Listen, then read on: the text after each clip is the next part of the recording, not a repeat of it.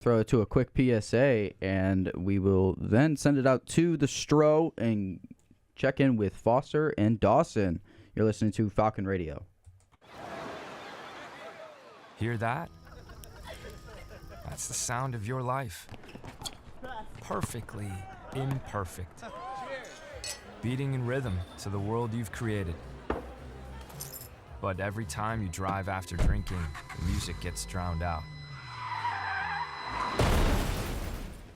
Your life sounds pretty great. Don't let a buzz ruin it. Buzz driving is drunk driving. Don't drive buzzed. A message from NHTSA and the Ad Council.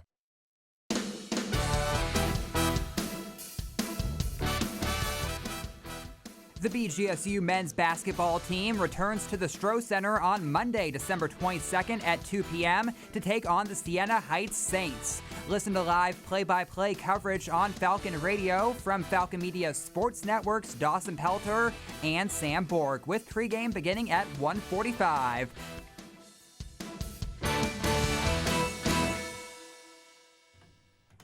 Back here in Falcon Radio, we are about to toss it to Foster and Dawson in the Stro. How we doing there, guys? We're doing pretty good here. Gavin, thanks for sending it out to us. I'm Foster Rostead. With me is Dawson Pelter. Bowling Green taking on Utah Valley. Should be a very good game. I know you guys touched on it just a little bit. The two teams play very similarly. Both very high percentage three-point shooting teams. Utah Valley shooting 37%. Bowling Green 36%. Both going to be great teams. Dawson, what are you looking for today? I'm looking for a lot of things from both teams. You look at the Falcons, had a great game previously versus Kansas State. Defense was their thing that helped them push themselves over the edge in that game. But you can't deny with Utah Valley either their defense and, as you mentioned, their offense as well. So you've got two very well-ranked net teams believed to be the best in Stro history. It's going to be a great one. Yeah, it's going to be great. Can't wait to see this tip-off. Gavin, we're going to send it back to you as you continue your pregame show. Thank you, Foster and Dawson, for that quick. Now, make sure to stay tuned for tip-off at 1 p.m. for the full coverage of the BGSU versus Utah State, and also stay up to date on all Falcon Media Sports Network coverage on bgfalconmedia.com.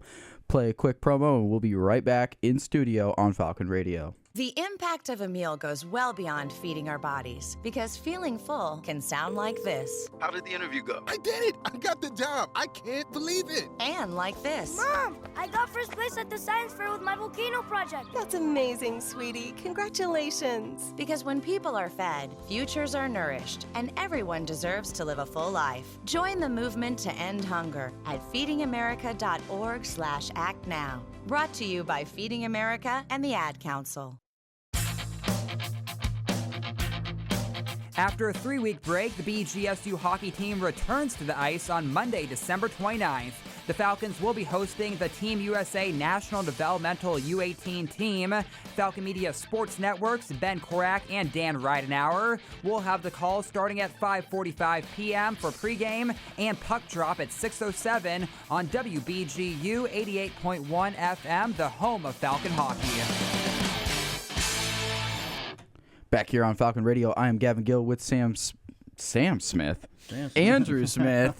and Sam Borak. That's going to confuse me later today, I bet you. We're going to do a quick around the MAC of men's basketball. And obviously, we have Utah Valley against Bowling Green today in the Stro. We have Maine versus Miami of Ohio in Ohio. We have Western Michigan against SIU Edwardsville in Edwardsville, Illinois. I hope I said that. Oh, gosh. Volleyball played them earlier this year? Yeah, their non-conference play. Yeah, and then you got St. Bonaventure taking on Buffalo in Buffalo, New York at 2 p.m. Toledo's traveling to Oakland, taking on the Grizzlies in Rochester, Michigan. That'll be at 3 p.m. Then we got a bunch of 4 p.m. games here. Marshall going to OU, taking on the Bobcats. Akron traveling to Tulane in New Orleans. That'll be a good big game for them. UMass Lowell is going to be taking on UMass. So UMass against UMass. Wow. Okay, just to clarify, it's University of Massachusetts versus UMass. Okay. All right. We're getting confusing with it. And then Roberts Wesleyan is going to be taking on Kent State at Kent. also at 4 p.m. And then we got one 8 p.m. game, Northern Illinois taking on Bradley in Illinois. Very big weekend. Peoria, Illinois. Yeah, a lot of every single MAC team is playing. Weekend. Besides big basketball weekend, exciting weekend, and the MAC championship in football is happening right now. So. Yep, MAC championship. It's championship weekend for football, which we will do we'll dip in at a media timeout and just give you coverage of that, just up-to-date scores of the games that are happening at the moment. Real quick, before we go live to Foster and Dawson in the Stro, what are your guys' expectations for this game? Give me like pre-game prediction right now.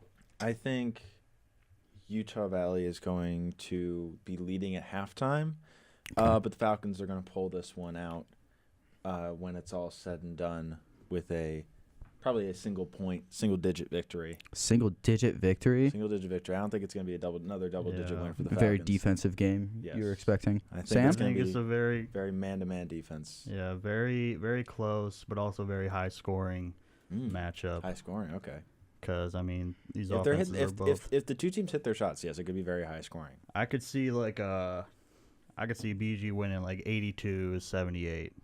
Something like that. Okay. I think best case scenario for BGSU is that you go and you hit your 3-point shots. You hit 45% from 3.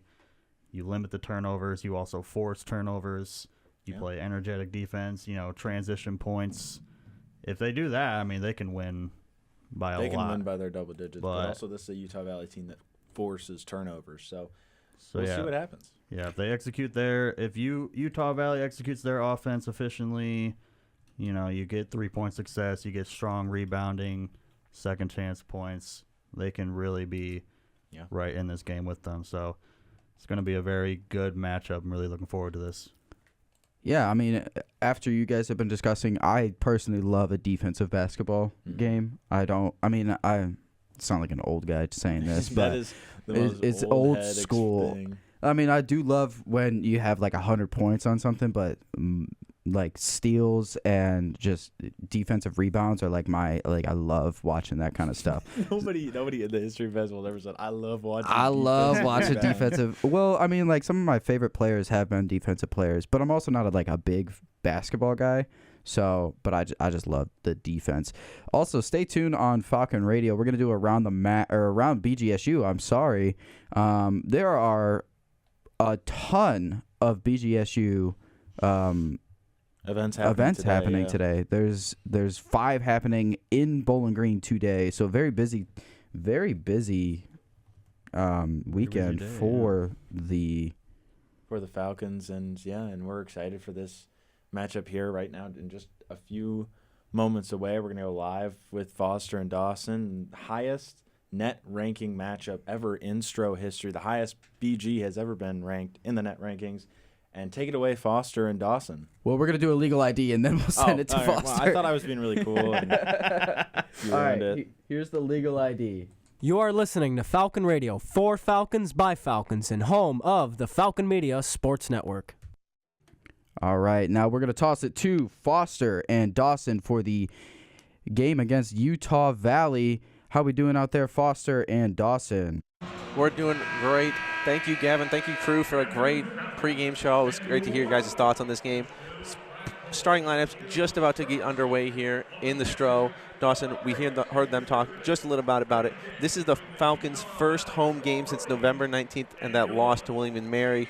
Kind of nice to get the team back in the Stro, but also back in the Stro on a great kind of roll over some good teams. Yeah, definitely. You mentioned that William & Mary game. Last time they were at home. Close game, 82-74. They played well, just couldn't get it finished. However, they went into that Fort Myers tip-off, beat Bucknell and VMI, went on the road, and we've spoke about it a lot, but that Kansas State game. And so really, we're going into this. They've got a lot of momentum. They beat a Power 4 opponent, first time in 20 years, first time double-digit in nearly 30. So the Falcons carrying a lot of momentum into this one. I'm excited to see from the opening tip how this one goes. And one of the big things we can't overstate, there has been a lineup change for this Falcons. Josiah Shackelford benched. Javon Ruffin starting lineup now. Javon, much more seasoned player, plenty of time playing at the Power 4 level with Colorado. Javon, starting lineup. has really helped. His three-point shooting has been very good for the starting lineup, but also just his switchability. 6'5" guard, kind of a forward mix. He does a very good job of guarding every position. What have you kind of seen from him and liked in that position? Yeah, no, definitely. And you mentioned his versatility at 6'5". He can guard both, but you can't overstate his three-point shooting. This year, shooting 45% from behind the arc. Back at Colorado, 31.5%. So great three-point shooting throughout his career. But the last 2 games, he's hit 5 three-pointers in 2 of his last 3 games. When the defense collapses, especially down on Towns, who I'm really looking for a great game as he had the previous one, Ruffin just punishes the defense from deep. So great addition to the starting lineup for the Falcons, and excited to see him light it up here today. Absolutely, and this team has gone kind of to a short bench their last couple of games against Kansas State, only going 17 deep with Shackelford and Wohl coming off the bench. You'd like to see them maybe get deeper into their bench. Early in the season, going 7 deep is a very interesting move, but they've been winning games, and it's working. As long as they can keep these teams healthy, they should be able to keep that continuous success. They have, yeah. You look at those first couple of games, we did see a little bit more bench, and especially the first game, Wohl, he lit it up. So it's kind of interesting seeing them shortening it. But as you mentioned, it's working out. So whatever works, works. Absolutely, and we kind of talked about it. They're very versatile. You can put each player off the bench, Shackelford and Wohl, in a multitude of different positions and give multiple players different breaks. Shackelford can play the 1-2. He can give players the best there. Wohl can play the 3 or the 4. You've got plenty of ways to switch out players and give plenty of players rest while only going too deep into your bench. And as the starting lineups are kind of getting announced here, let's go over who's starting today for your Bowling Green Falcons. As usual, the last 3 games starting lineup, Javonte Campbell, Javon Ruffin, Sam Towns, Troy Glover, and Justin Thomas will be your starting lineups for the Falcons. Not much of a change there. They've been playing very well in this lineup. It's a very veteran lineup. They're going to continue to keep playing that high level of basketball that they have been all season long. And for the Utah Valley Wolverines, Isaac Davis, Jackson Holcomb, Noah Tice, Trayvon Leinhart, and Tyler Hendricks. There's a lot of Tylers on this team, 3 of them to be exact, so we'll try to keep those 3 straightened out for you. But going to be a very good game. This Utah Valley team, as we said before, very high-powered offense, but their defense is no joke either. They're shooting 37% from 3 this season on 170 attempts. They're going to be looking to find those 3-point shots early, but they're shooting 51% from the paint as well. So if you take away that 3-point shot, they have no problem living in the paint. They are, yeah, and it's just going to be a great game that I'm so excited for. You look at the BGSU Falcons, and you look at their defense, right? They're doing so great in the steals department, especially you can't neglect to mention Javonte Campbell having a great year in steals. But on the other side, Utah Valley, they have a bit of a dominant presence in the glass and in the paint, especially rebounding, rim protection. They boast a 7.0 plus rebounding margin this season, so it's going to be an interesting one to say the least. Absolutely, and the Falcons heading to the right to start this game, and they have won the tip. 6'10" Troy Glover wins the tip over 6'8" Tyler Hendricks. A little bit of a height mismatch. Maybe they'll go to that early in the game as Thomas has the ball on the right-hand side, up to Towns at the top, over to Ruffin on the left-hand side. Ruffin gets it down to Thomas on the right block. Thomas out to Towns. Towns dribbles to the middle of the court. Out to Ruffin at the top of the key. Thomas off to Glover. Glover back to Thomas. Back to Ruffin, excuse me. Ruffin to Campbell. Campbell takes a baseline. Goes up and gets the Falcons started with an early layup for 2. Man, a nice move there. Little in and out dribble, had the pin, went around him, lays it up and in. Utah Valley with the ball. Over to Leinhart. Leinhart shoots an early 3, no good. Towns with the rebound. Towns off to Thomas. Thomas pushing the ball up to Campbell. Campbell dribbles to the middle of the court, back to Thomas, over to Towns. Towns to Ruffin in the corner. Back to Towns at the top of the key. Key to Thomas. Thomas setting up the offense now. Campbell's going to get a pair of screens from Towns and Campbell for Towns and Glover. Over to the corner. Ruffin for 3, no good. Leinhart with the rebound. Utah Valley pushing it up. Over to Holcomb. Holcomb in the corner. Over to Leinhart. Leinhart taking it down to the paint. Up top to Davis. Davis taking it down low, shooting the floater, and floater is good. A tough contested floater by Glover. Yeah, Glover kind of dropped back, was going to let him shoot the 3. He didn't like the look, drove in, took the contact. Great finish. Falcons have the ball. Ruffin passes to Campbell. Campbell gets a screen from Glover. Campbell shakes off the defender and goes nowhere with it. Down low to Glover. Towns down low, wide open for the easy layup. Looks like his defender tripped as he was going down low. Utah Valley with the ball. Ty's bringing it up.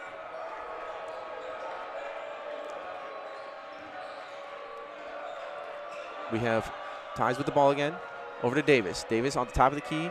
Hands it off to Leinhart. Over to Holcomb. Holcomb with the three. No good. Glover with the rebound. Off to Ruffin. Ruffin bringing it up the court. On the right-hand side, he'll get a screen from Glover. Going to the middle. Up top of the key to Towns. Towns will take the three. No good from Towns. Hendricks will rebound it. Hendricks will push the ball up the court, picked up by Campbell. He'll get a screen from Davis. He'll take it right to the middle of the court. He'll take a little mid-range jumper and knock it down. We've got a score tie of 4-4 here with 17:20 left in the stroke. Campbell brings the ball up the court. He'll hand it off to Thomas. Thomas will take it to the middle of the court, hand off to Ruffin. Ruffin will hand it off to Campbell.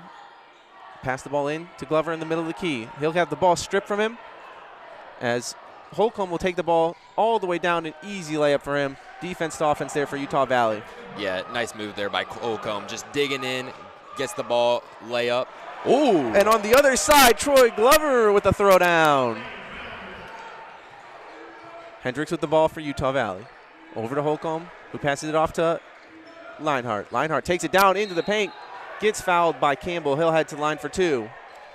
Yeah, nice drive there by him. Todd Simon not happy about the ease of that drive. He's got some free throws coming up. Absolutely, and there seemed to be a little bit of miscommunication on a switch. Utah Valley has been doing a very good job of moving the ball, kind of getting themselves out of position, and the Falcons out of position on defense as well. They have been, yeah, and Wolverines averaging 19.9 assists per game. You're going to have that the entire game, so you really got to communicate against this Wolverines offense. As Leinhart misses the first free throw, a little short on that one. This will stay tied 6-6 with 16:42 left here in the first half. Leinhart back at the line for his second free throw. And Leinhart, a very solid free throw shooter, 86%. He'll knock down the second one. Campbell now has the ball, bringing it up in the middle of the court. Campbell calls out the play. As the screens move, he'll get the ball to Thomas on the right-hand side. Thomas will make a move, get it back up top to Campbell. Campbell will pass it off to Ruffin. Ruffin will make a move. Ruffin will pass to backdoor cutting Towns, who will go up strong and hit the layup. The Falcons take the lead 8-7 with 16:20 left. Utah Valley quick on the inbounds pass. Already got the ball on their side of the court. As Hendricks has the ball, he'll pass it to Holcomb, who cuts easy and gets the layup, take the lead back for Utah Valley. Campbell up to Thomas. Thomas down on the block. Campbell working down low. Thomas makes one strong move and hits the layup over Leinhart. Offense is flowing for both teams early right now as we have a whistle on the court for a media timeout, it looks like, and we'll take that with you as Falcons lead 10-9 here on Falcon Radio.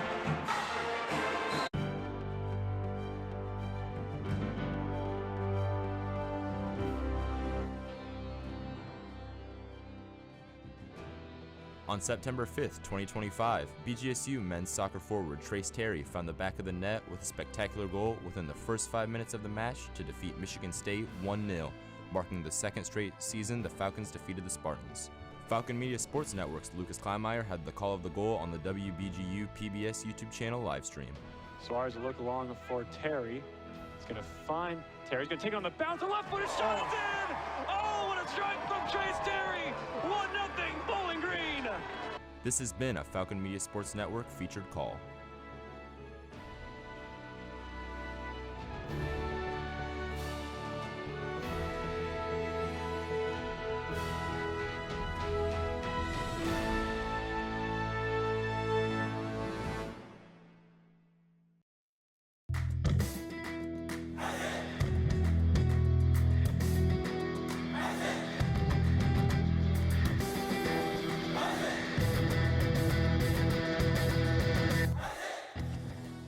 Are you a fan of BG Falcon Media and the Falcon Media Sports Network? You can show your support for BGSU Student Media by donating at the bottom of the page of stories on bgfalconmedia.com.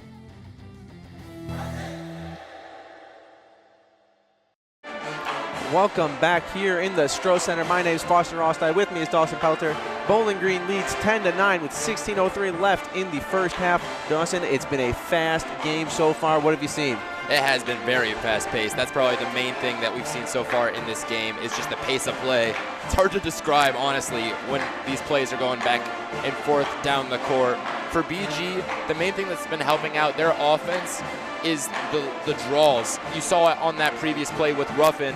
He drew Towns' defender, and when you have that double, leaves the guy wide open on the backside. For UV, it seems that their offense has come from the miscommunication of the Falcons' defense.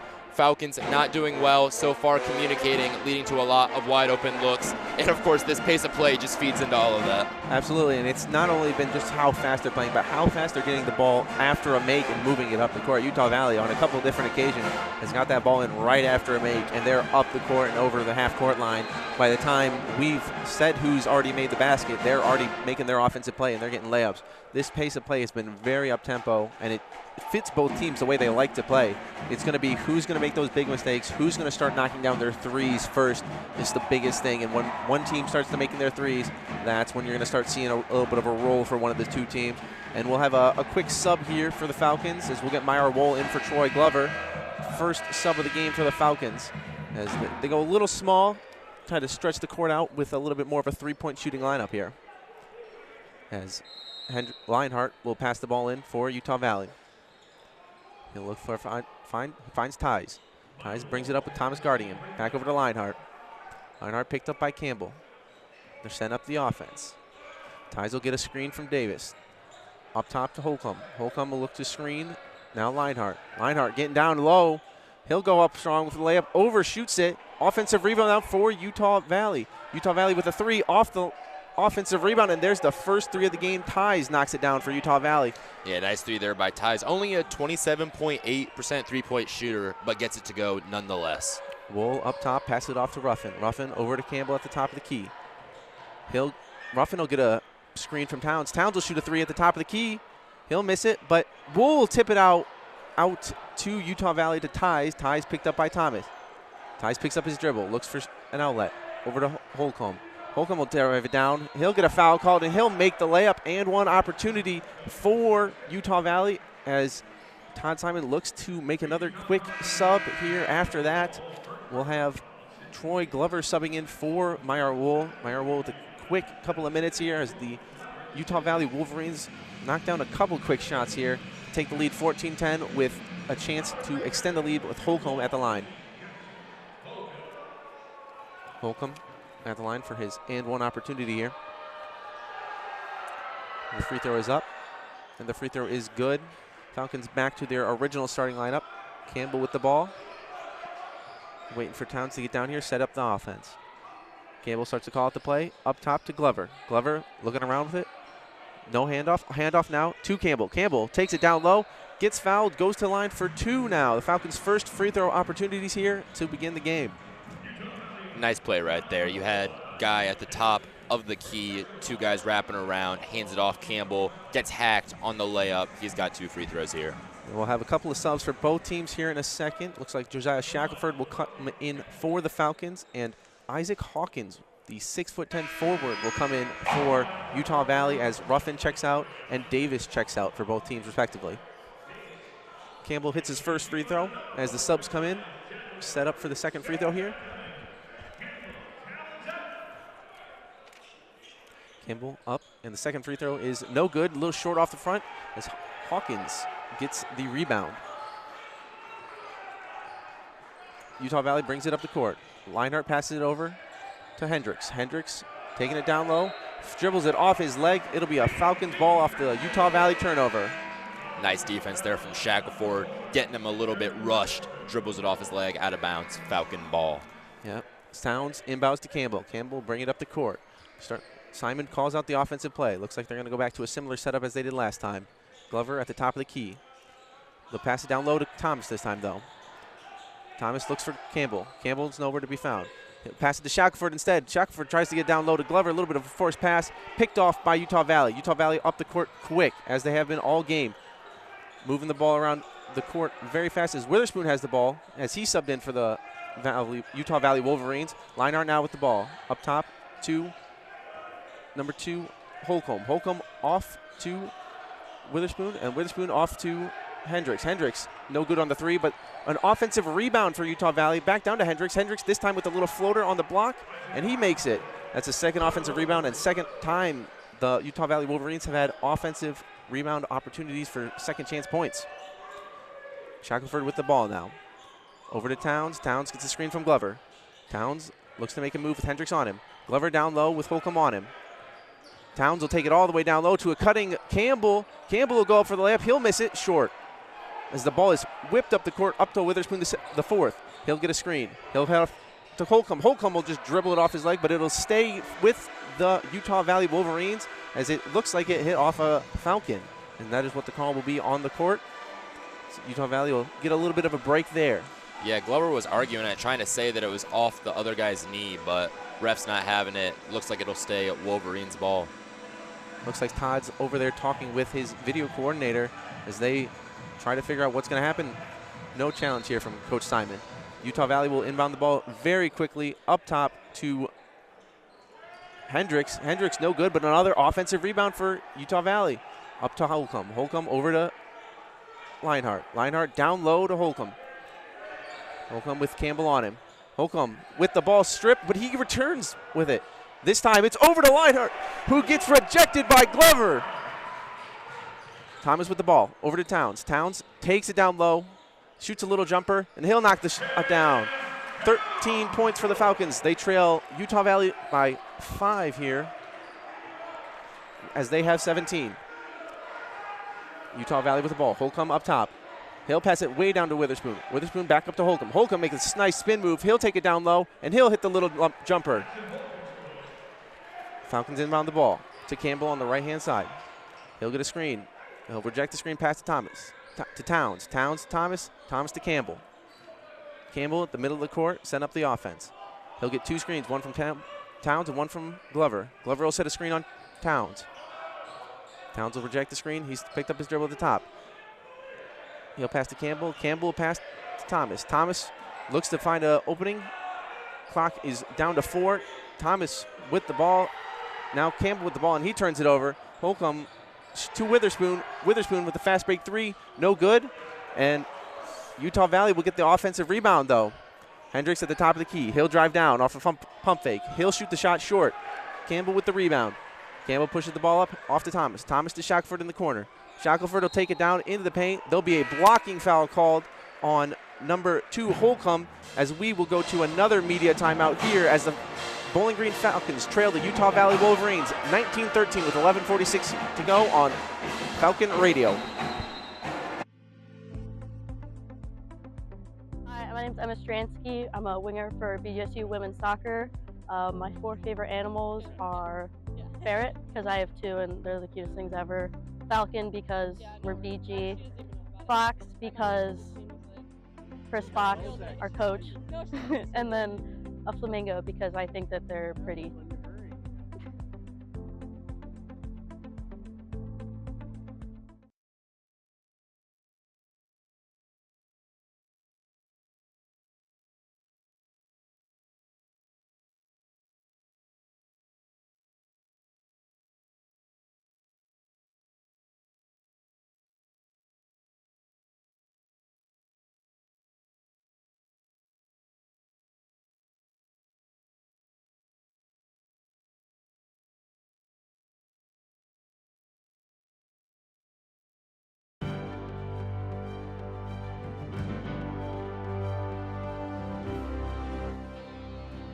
On November 15th, 2024, BGSU Hockey defeated St. Thomas in a shootout, courtesy of a game winner by defenseman Jack Blake.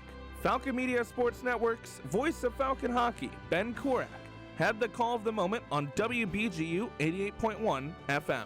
And Jack Blake, for all the glory, trying to put this one away. With the puck, taking it around, far side wheel, working in with the shot, and he fills it! Jack Blake with the shootout winner! First time in the lineup this season, and Jack Blake is the hero as Bowling Green mobs him. This has been a Falcon Media Sports Network featured call.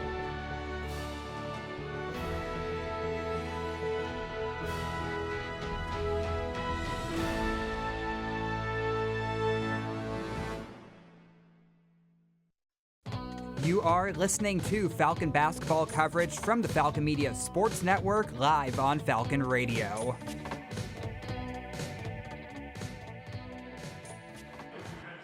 Welcome back to the Stroh Center.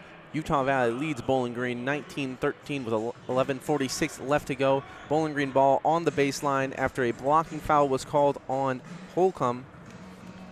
Dawson, it's been a very fast game. Utah Valley's hit the only 3 of the game. What does Bowling Green got to do as they inbound the ball here? I think a big thing for the Falcons is rebounding. Offensively, they've been getting one and out, right? The Wolverines have done a great job at limiting the Falcons' opportunities, been getting the rebound, pushing the ball. But then on the other side of the court, the Wolverines have had multiple opportunities. They already have 4 offensive rebounds in this game, not even 10 minutes in. So Falcons just need to focus a lot more on rebounding. As that inbound pass was tipped back out by Utah Valley, Bowling Green will have it again. This time, Bowling Green gets it in over to Shackelford. Shackelford looks to find an outlet as he picks up his dribble over to Towns. Towns passes it up to Campbell. Campbell gets a screen from Towns. Campbell will go down low. He'll get a layup. He'll hit an and one opportunity here in the Stroh. Campbell and one, 15-19 with 1:11:30 to go in the first half. Nice move there by Campbell. Right-handed dribble right into the lane. Finishes strong on his defender, and one for Campbell. Absolutely, and that's what you need to see. If you can't get the three-point shots going, you got to get in the paint, you got to get those and one opportunities, and you got to make your free throws as Campbell's at the line right now for that and one opportunity. And he'll knock it down. 3-point game here in the Stroh. Leinhart with the ball, bringing it up for Utah Valley. Picked up by Campbell. Passes it over. Passes it back to Leinhart. Leinhart looking for an outlet. Passes Ties. Ties over to Witherspoon. Witherspoon mishandles the pass. Keeps it control of the ball. Witherspoon over to Hawkins. Hawkins backdoor cut for Leinhart. Leinhart out to Witherspoon, over to another Utah Valley. Great ball movement as it gets down low to Welding, who's chucked into the game. That ball movement by Utah Valley is exactly what you're not want to see if you're a Bowling Green fan. Yeah, Simon not happy about that. They just find the open man so well. The Falcons doubled one guy, and then the Wolverines just pass it around, find the open guy, and get the shot. As Wohl has checked into the game for the Falcons. Thomas passes it to Towns. Towns sets him a screen. Towns back to Towns at the top of the key. Towns passes to Campbell. Campbell looking where to go with it. Campbell goes down low. Shot will get blocked by Leinhart, and the Utah Valley Wolverines will bring it down the court. Witherspoon in the corner for 3, and he'll knock it down. The speed of this Utah Valley team is running the Falcons off the court as of right now, as we'll get more subs here for the Falcons as Ruffin heads over to the table. Check in. Towns to Campbell. Campbell will get a screen from Wohl. Wohl will get the ball now from Shackelford. Shackelford over to Thomas. Thomas will pass it to Towns, and Towns will get the ball tipped out of his hands by Leinhart. That ball will stay with Bowling Green as Ruffin will check in for Shackelford. Bowling Green ball on the left or the right-hand side here in almost the corner as they look to get their way back into this game with 10 minutes to go. Thomas looking for where to go with it. He'll pass it out to Towns. Towns jumps up, catches the ball, passes it off to Campbell. Campbell will get a screen from Towns. Now reject it. Towns, he'll send the Ruffin through, and he'll pass it off to Wohl. Wohl will take a deep 3, no good. Rebound by Utah Valley. Holcomb will rush it up the court. He'll get a screen. Now he'll take it at Thomas. Thomas, he'll just shoot the little jumper. Rebound by Wohl. Wohl will wait for a second, then bring it up the court as there's 3 Utah Valley defenders right on him. He'll take it all the way down, all the way court to court, but he'll pass it off to Towns. Towns will get the shot blocked. Witherspoon has the ball, picked up by Thomas. Thomas gets screened.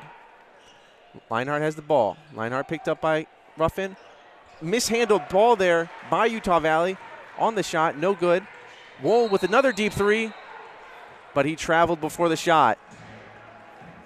Bowling Green just mental mistake after mental mistake here early in the game as Utah Valley leads 24-16 with 9:18 left to go in this first half. Yeah, you can really see how this fast pace of play is affecting the Falcons.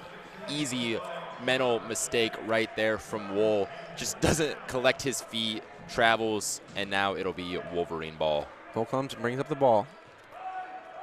As Glover has checked into the game, there'll be a steal there by Glover. As Campbell now has it. He'll take it down. He'll go opposite side. No good. Tip in by Glover is good, though.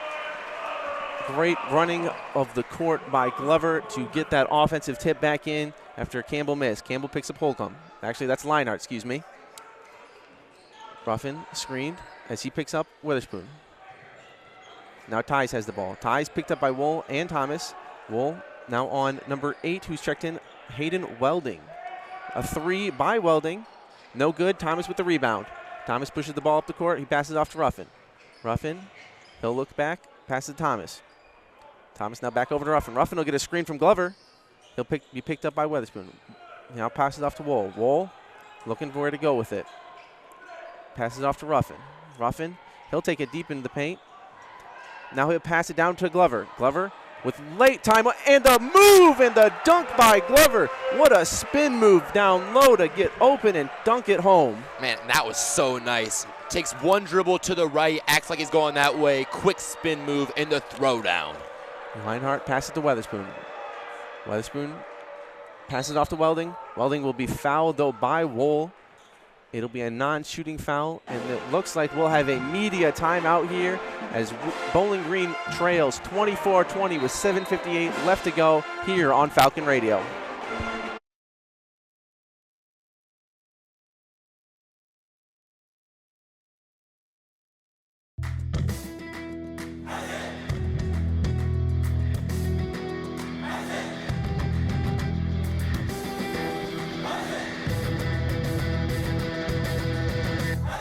The Zig Zone, Falcon Media Sports Network's weekly radio show dedicated to BGSU athletics, has a new segment. Make sure to tune into the show every Sunday from 4 to 6 p.m. to listen to the one-on-one segment, where Holden Ruck will interview a key figure in BGSU athletics.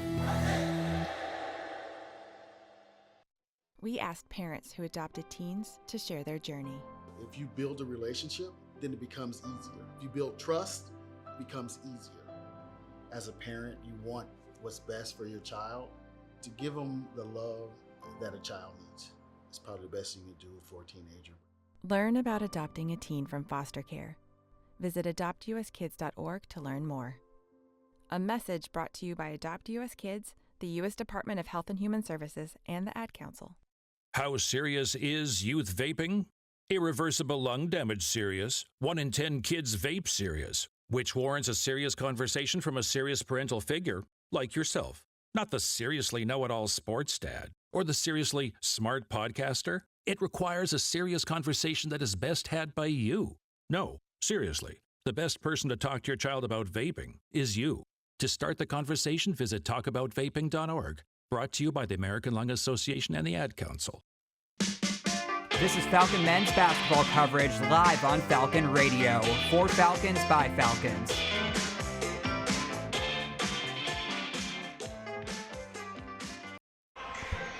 Welcome back to the Stroh Center. Bowling Green trails 24-20 here against the Utah Valley with 7:58 left to go in the first half. Dawson, Bowling Green yet to hit a 3, 0 for 4 from three-point land today. What have we seen so far? Yeah, you mentioned that 0 of 4 from three-point. The Wolverines 2 of 8 so far. Both teams shooting 12 shots from 2. It's a 2-point type of game, this game. You've got that fast pace, a lot of drives in, a lot of dishes, a lot of cuts. It's just that kind of game so far for both teams. And we've seen the Falcons with these type of games before. You know, they've had their struggle shooting before early in the season. You know, that game at Davidson, the game against William and Mary, both rough shooting games for the Falcons. And they were in both those games. All they have to do is just find a way to, you know, substitute those three-point shots for other ways to score. Yeah, definitely. And the speed, it seemed at the start, was taking the Falcons a bit more off guard than it is now. They seem to have settled in. Only a 4-point game with 7 minutes until the half. Yeah, absolutely. And if Davis packs back in, he's doubled down low by Glover and Campbell. Davis shoots a little floater, no good, as the ball is tipped out to Towns. Towns will bring it up the court. Keeps his head up, looking for somewhere to pass to, but he's going to take it all the way down, shoot a little jumper, in and out by Towns, as Davis gets the ball and passes it off to Holcomb. As that's Leinart, now to Ties. Ties, he'll get a screen. He'll drive down into the paint, picked up by Ruffin. Off to Davis. Davis off to Holcomb. Holcomb, he'll look for a place to pass it to. The defense extends all the way out to the logo right now for the Falcons. Davis will get a set a screen. It'll take all the way down. Layup no good by number 10, Leinart, as the Falcons push the ball up the court themselves now. Down low to Glover. Glover with Davis on him. Out to Ruffin. Ruffin over to Thomas. Thomas now down to Glover again. Glover makes another move. He'll shoot a little floater. No good. A little strong on this one. It'll stay here with the Falcons, though, as Towns fights for the rebound and tips it off a Utah Valley player. Yeah, Glover, fadeaway shot from the block. Couldn't get it to go, but luckily gets bailed out with the tip. Falcons ball. As the Falcons look to inbound it here, he'll get it out to Thomas. To Towns. Towns to Ruffin. Over to Towns. Towns to Thomas. Back to Towns. Over to Ruffin now. Ruffin will start taking it down low. He'll look for a place to shoot. He'll take a little mid-range jumper. No good. And Davis will rebound it. Time kind of winding down there on the Falcons as they get that shot up quick. Glover in the corner to Hendricks. Hendricks with a 3 for Utah Valley. He'll knock down a 3. That fast-paced offense for Utah Valley is really paying off for them as Utah Valley leads 27-20 with 6:25 left. Thomas with the ball on that far side of the court. So he'll bring it to the center. He'll pass it off to Campbell. Campbell hands it off to Ruffin. Ruffin will pass it to Thomas as they keep that offense moving. They'll give it to Glover in the middle. Glover will hand it off to Towns. Towns will take a little mid-range jumper. No good this time. Reinhardt with the rebound. He'll bring it up the court. Over to Holcomb. Holcomb off to Hendricks. Back over to Holcomb. Holcomb picked up by Glover. A little bit of a mismatch out there. He'll take it down low. He'll hit an easy layup over Glover. Falcons inbound. Give it to Thomas. Thomas brings it up the court. Setting up the offense as he passes it far court to Campbell. Campbell will pass it off to Towns as they get the offense reset up here. Ruffin on the right-hand side with the ball. Thomas posting up down low. He'll make a quick move. He'll take it down low, and he'll get an easy layup. Falcons have been utilizing those mismatches to get easy layups early on in this game as Utah Valley brings it up. Davis with the ball. Davis passed off to Holcomb. Holcomb looking around, picked up by Thomas. Holcomb still picked up, hasn't moved yet. He'll take it all the way to the paint between two Falcons. He'll get fouled and will be heading to the line for 2 after a long time of just letting that offense set up, and just an easy drive to the paint there for Holcomb. Yeah, what I'm noticing right now from the Falcons defense is it seems to still be a little bit of a miscommunication problem for them. You saw the one in transition, lost Hendricks on the backside. You can't lose a 60% three-point shooter. He's going to nail that pretty much every time. And then on that one, little miscommunication on the double screen, misses him, and then it leads to free throws for the Wolverines. As Holcomb takes the first one, misses the first one as well. A little uncharacteristic couple misses from the free throw line for him. We have just a little communication. Everyone trying to get the offense and defense settled back in. Falcons with their original starting lineup of Campbell, Ruffin, Towns, Thomas, and Glover out there right now. So Holcomb goes to his second free throw. He'll take it, and he'll knock down the second one. It'll be 30-22. Utah Valley leads with 5:08 left in the first half as Camden Carroll will come in for Troy Glover the second.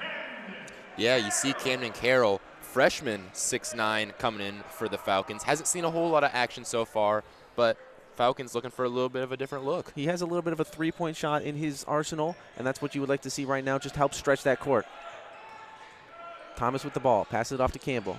Campbell makes a move, gets down low in the paint, little floater and in for Campbell as Bowling Green answers. Utah Valley with the ball. Reinhardt picked up by Campbell.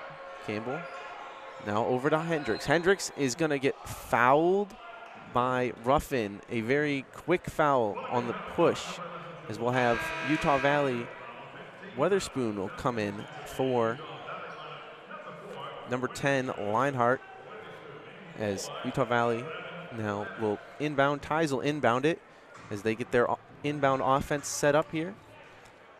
We'll get it up top to Weatherspoon. Weatherspoon back off to Ties. Ties gets a screen from Davis. He'll shoot a quick 3. No good. And the rebound is going to be picked up by Davis, but Campbell just jumps the lane and lays it up nicely.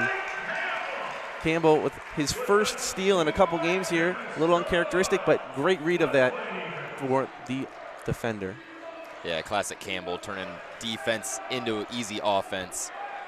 We got some Hendricks picked up by Thomas. Thomas doing a very tough job defending. And now we're going to get a push by Carroll down low on Davis. Davis, 6'8", 245 pounds. Holds a little bit more strength than the freshman right now, but great job of fighting down low for Camden there. Yeah, definitely. We're seeing a lot more physicality, I think, from the Falcons defense. You had the one foul on Ruffin, one there from Carroll. They're not letting anything past them on the defensive end. Yes, and that's sometimes that physicality can really help take that offense for Utah Valley out of position as the Falcons now, Davis down low. He's going to take a nice little layup. No good, and we'll have an over-the-back call there down low as Ruffin is doing a great job down low, boxing out number 8, Wheeling, as we have another media timeout as Utah Valley leads 30-26 with 4 minutes left in the first half here on Falcon Radio.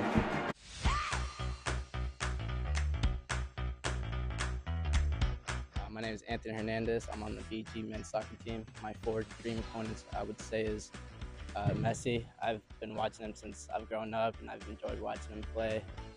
The other one would be Sergio Busquets. He makes the game very easy. And my third one, I would say De Bruyne. I love his passes. He makes it look so easy with the through balls. And my last one, I would probably say Mbappe. I mean, he's just so fast and not easy to catch.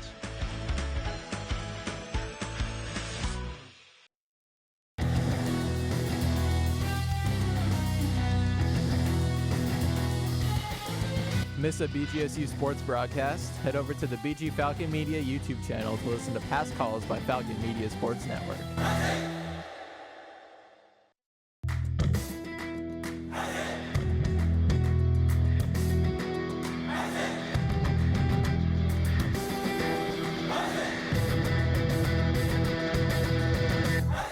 The Zig Zone, Falcon Media Sports Network's weekly radio show dedicated to BGSU athletics, has a new segment. Make sure to tune into the show every Sunday from 4 to 6 p.m. to listen to the one-on-one segment, where Holden Ruck will interview a key figure in BGSU athletics. Check out bgfalconmedia.com for previews, recaps, photos, videos, and more of the Falcons.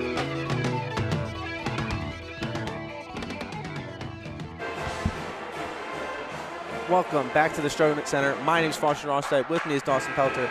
Dawson, 26-30, Falcons trailing. What do we need to see in this last 4 minutes to see them get kind of back into this game? Yeah, I think what we really need to see from the Falcons is what we've seen in the last couple of minutes and kind of spoke about is the physicality of the Falcons defense. In the last 2 minutes, Falcons going on a 6-1 run. And in that run, the Wolverines have only put up 1 shot. Falcons physical defense, turning that hard defense into easy offense, getting nice buckets. Absolutely, as Towns will inbound the ball to Thomas. A little roll up the court to save some time. Thomas will pick up the ball here, picked up by Hendricks. Hendricks, been playing very good today as Towns passes off to Campbell. Thomas with another spin move down low, over to Ruffin in the corner for 3, off the side of the backboard, no good. The three-point struggles continue to plague the Falcons today as Wheeling has the ball over to Hendricks. Wheeling sets a screen for Hendricks. Hendricks going to take it down low, out to Weatherspoon. Weatherspoon for 3. He'll knock it down. The Utah Valley extends the lead 33-26 with 3:27 left to play here. Thomas with the ball. He'll pass it out to Towns. Towns will take a 3. He'll miss the 3. It'll be going to the Falcons as Davis is unable to corral the rebound there, but the Falcons unable to hit a 3 here in this first half. Still 0 for 6 so far. They have to start figuring out what they can do from 3-point range to really get themselves back into this game. Yeah, and it's not like it's even been that bad of looks. You had Ruffin wide open in the corner, and then Towns go ahead left wing, just not able to connect. Campbell has the ball. He'll pass it down to Ruffin, but the ball will be kicked by Witherspoon as the Falcons will continue their offense here with 3:15 to go as they get another inbounds play to go. And Troy Glover looks to sub in, and he'll sub in for Camden Carroll. Carroll with a couple solid minutes here. Falcons really could have used his physicality down low. And Josiah Shackelford, he'll also sub in for Javon Ruffin here as Ruffin also subbing out.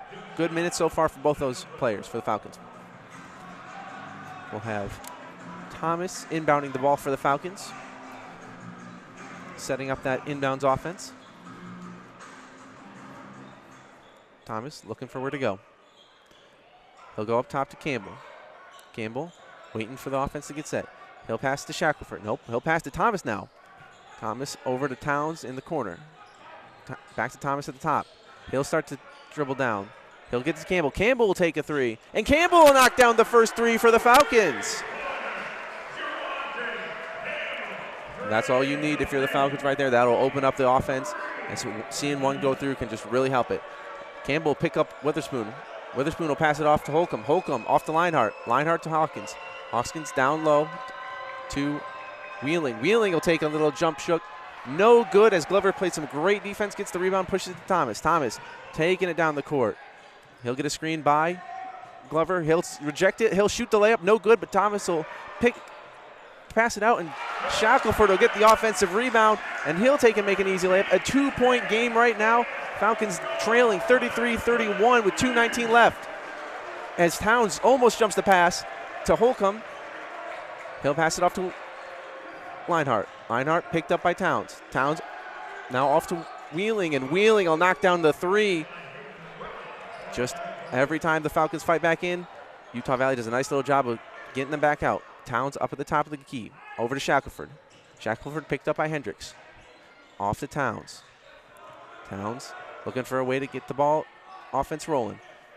Over to Glover. Glover takes it down low. He'll pass it to Towns. Towns will kind of mishandle the pass, but he'll get a defender to fly by. He'll pass it off to Thomas. Thomas will take it down low. He'll shoot a little jumper. No good. And Hendricks will rebound the ball. Hendricks brings the ball up the court. Picked up by Campbell.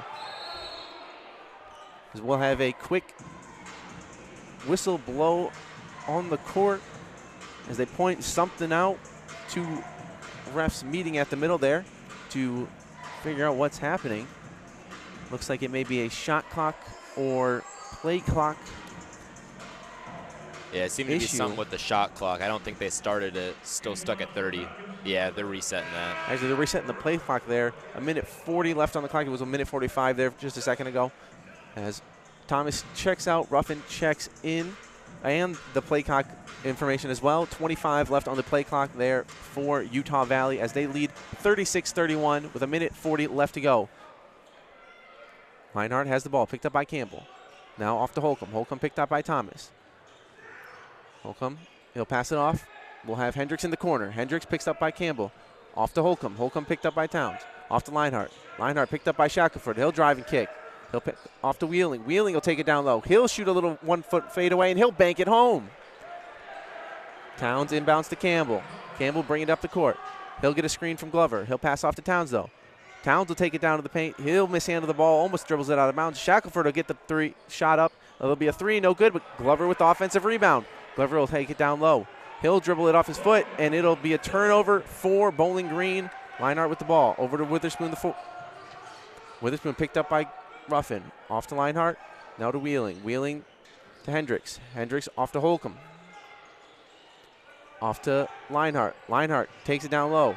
Out to Holcomb now. Holcomb brings it down low, and there'll be a foul called on Towns. A blocking foul. That will be Towns' second personal foul of the game. The Falcons' 8th of the first half. Nope, 7th. My apologies. It'll be a 1-and-1 situation here. So Holcomb now at the line. As we have a sub, as Towns will sub out as Thomas comes back in. 41 seconds left in this first half of play. 38-31 as Utah Valley leads the Bowling Green Falcons. Holcomb at the line for a 1-on-1 opportunity. Holcomb, he'll take, and he'll miss the first one as the ball is poked out by Hendricks. Falcons ball. Falcons get away with one right there. There's 40 seconds left to play, 38-31. We'll get a quick sub here for Utah Valley as number 12, Tyler Medeiros, is checking in, one of the many Tylers on this roster. Tyler Medeiros on the court now. He will play and pick up, looks to be Glover. Campbell over to Thomas. Thomas to Ruffin. Ruffin looks for Campbell. He'll get it to Campbell. Campbell will get a screen from Glover. He'll take it down low. He'll kick it to Thomas. Thomas to Ruffin. Ruffin will take the three, and he'll miss this three as well. Hendricks with the rebound. Hendricks off to Leinhardt. Leinhardt to bring it up the court. Picked up by Campbell. Leinhardt and Utah Valley will take a quick 30-second timeout, and we'll stay right here as this timeout is only a 30-second one. We'll talk you through it. Bowling Green still struggling from behind the arc. 1 for 9 from 3 so far this game. They have to find a way out of this slump if they're going to get this game back into it. Yeah, and you look at some of the players who have shot these threes. Ruffin and Towns both 0 of 3. In the previous games, they've been lighting it up, just not able to get it started here today.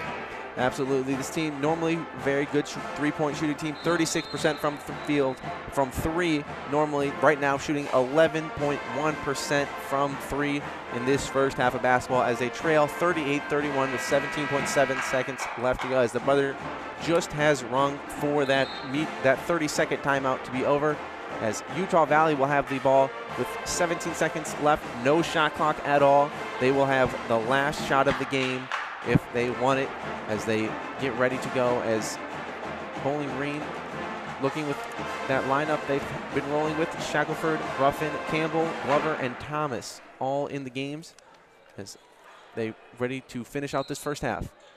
Hendricks gets the ball, picked up by Campbell. He'll pass it off to Leinart. Leinart picked up by Thomas, gets the offense ready to go. Leinart's waiting for a screen. Leinart will get his screen up top. Leinart now picked up by Glover. He'll get out to Witherspoon. Witherspoon will take a deep 3, and he'll miss it. But it'll be an offensive rebound by Hendricks, and he'll shoot another 3, but it'll be no good as the first half of play ends 38-31. Utah Valley leading Bowling Green on Falcon Radio here.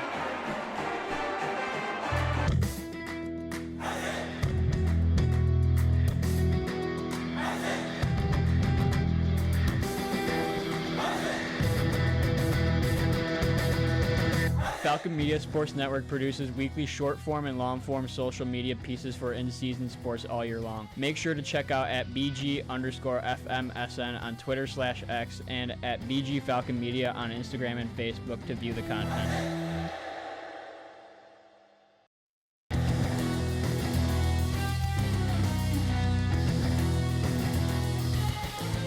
Interested in joining Falcon Media Sports Network? If you're looking to get involved, send an email to sports@bgfalconmedia.com.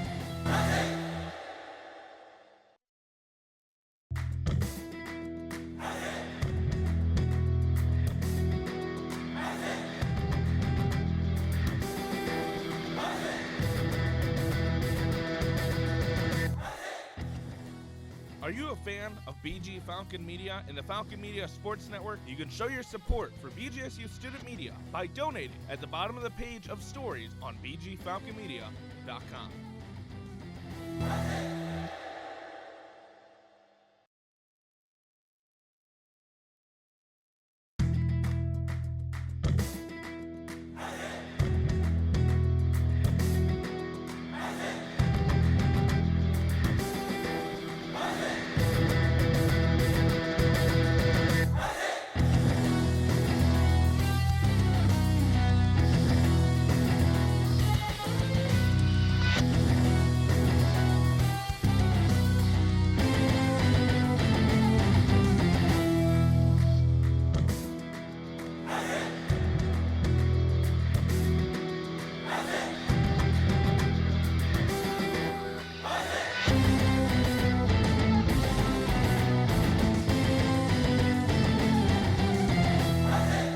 You're listening to Falcon Radio for the broadcast of BGSU taking on Utah Valley State. Is it Utah Valley State, or is it just Utah Valley?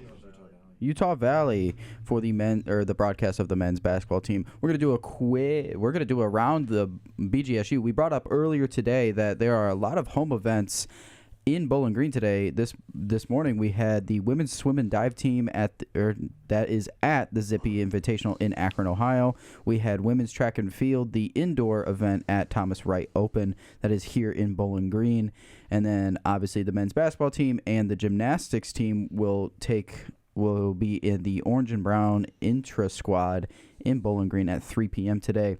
I am Gavin Gill, joined by Andrew Smith and Sam Borak. Guys, what did we learn from that first half of play?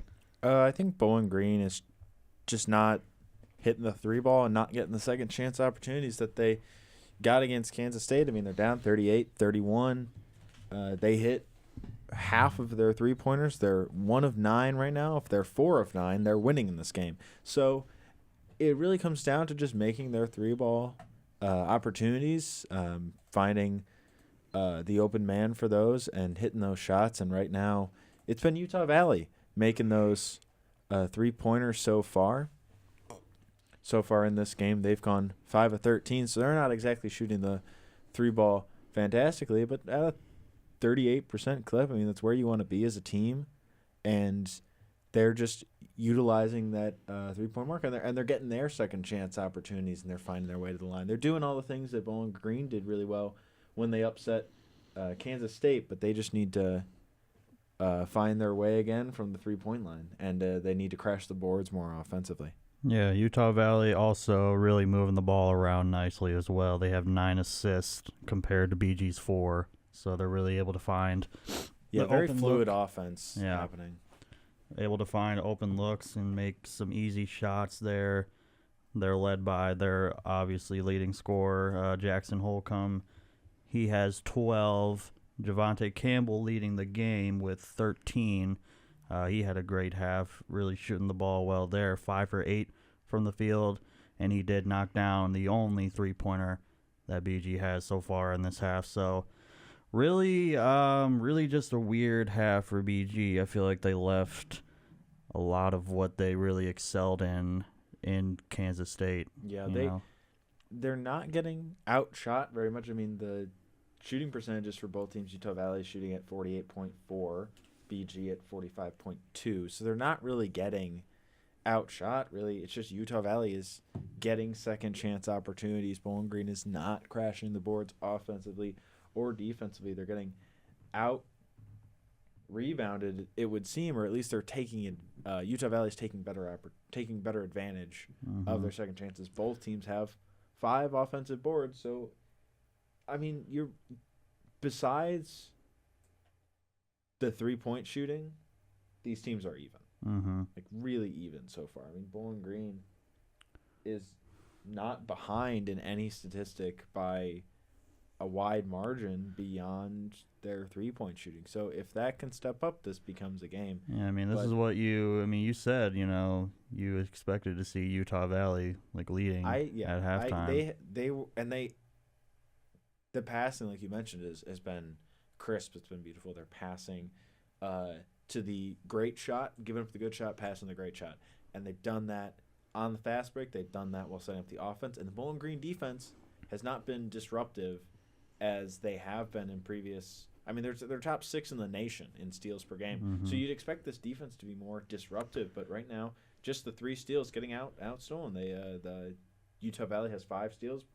BG has 3. Yeah, BG had 6 turnovers on the half. 6 turnovers also doesn't help when the other team has 3, and they're useless turnovers too. I mean, you want to have no turnovers at all, but they're not even being forced into some of these. Some of them have just been straight out just mistakes that are completely avoidable. Yeah. I mean, Glover's getting taken advantage of right now in the low post most of the time. He's gotten his points for sure, but he needs to be more aware and look to kick out for 3. I know Bowling Green right now not hitting their shots, but the only way to get out of a 3-point slump is to keep shooting. That I firmly believe that. I mean, you just got to keep throwing them up, and you got to just start hoping that they're going to go in. The way you do that is you draw up plays to get 3-point opportunities. Yeah, especially with Javon Ruffin. I mean, he's put up 3 of them. He's obviously really he's one of their more confident 3-point shooters. He obviously made 5 their last game, so you really want to look on him to. I mean, one of those hit the side of the backboard from the corner. Like, he doesn't look comfortable right now. I don't know of a way they can get him comfortable, but they need to figure it out because I feel like I just don't know if it's just like the Stroh Center is doing this to them, because I feel like they're always not really that great at shooting poorly at home. Is not a good sign. Yeah. Well, just especially first from the 3, because their last 3 games they were down in Fort Myers for the Fort Myers Invitational. Yeah, you're absolutely right. I think this is a game where Javante Campbell needs to step up in a big way. I mean, be the team leader. I mean, your preseason All-MAC first team. need to step up in a big way and put the Yeah, team he on your back. has. He has so far. Yeah, Yep. he's leading the team. There hasn't been that much offense outside of Javante Campbell. Obviously, you mentioned Sam Towns and Troy Glover with 6 points there, but not really anyone else. Justin Thomas added 4. Josiah Shackelford coming off the bench adding 2. Yeah, you just need all-around production from this team, especially when Utah Valley is bringing in their bench, and their bench is giving them 15 points. Bowling Green only has 2 points from the bench, like Josiah Shackelford, like I mentioned. So Utah Valley is just much more obviously efficient because they have so many guys they can go to that will get them easy scoring opportunities. They look very comfortable on offense. They look very decisive. Like we mentioned, the passing has been good, and Bowling Green right now is struggling. Ruffin looks bothered on every single one of his attempts, from beyond the arc or not. And things look like they're getting forced. It doesn't look like it was like against Kansas State, the offense looked very comfortable, relaxed. Right now it feels forced and bothered. So the way you do that, I think the way to get out of that is to just calm down, to run your offense, to keep your passing crisp, to look for 3-point opportunities, and just play your game. I mean, you can't change it up too much at halftime, but you can look at what you see and try to make adjustments. But overall, you just got to hit the 3 ball. Yeah, Simple as that. You just got to make your shots. Yeah, and you need to just slow the pace down of the game. They mentioned that this is a very fast-paced game, and that has just allowed BG to have all these mistakes, forcing turnovers, getting traveling calls, not really locking in there. You're just moving the ball too fast, looking for an easy, quick way to score, and that's just not getting it done for you. Yep. I mean, Utah Valley is really pushing the pace. They're a team that likes to move the ball up the court as fast as possible. We talked about it in the pregame. They play very good defense, and they like to run a quick offense. And BG is the opposite. They like to slow things down on offense. When they get in transition, they're fast-paced, but overall they like to slow things down, and it's a slower-paced offense that needs to get set up, and they have not been doing that. They've been letting Utah Valley dictate the pace of the game, and that's up to leaders like Javante Campbell and Sam Towns to calm everybody down, to get everybody settled in, and we'll see what Todd Simon has drawn up for the second half. Absolutely, and I love that insight from Andrew Smith and Sam Borick. We're going to step away for a second, and we'll be right back on Falcon Radio.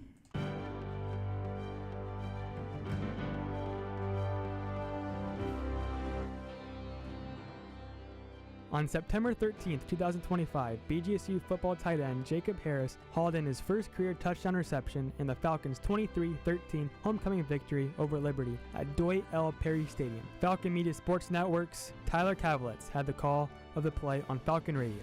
Markel Porter in the backfield. Pine's going to keep it. Going to launch to the right side. That is caught in a touchdown by Jacob Harris. What a catch by the sophomore tight end in the end zone to put Bowling Green up 9-0 over Liberty. This has been a Falcon Media Sports Network featured call.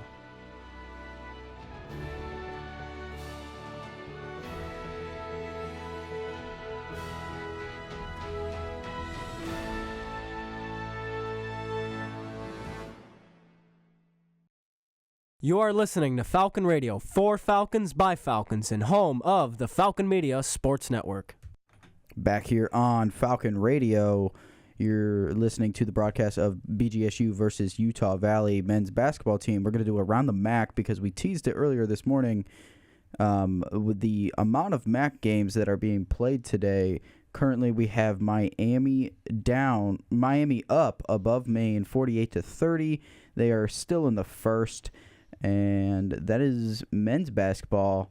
Women's basketball, UMass is taking on Army, and Army is up 64-61, very close game there. And Northern Iowa, my bad, and Toledo have not tipped off yet.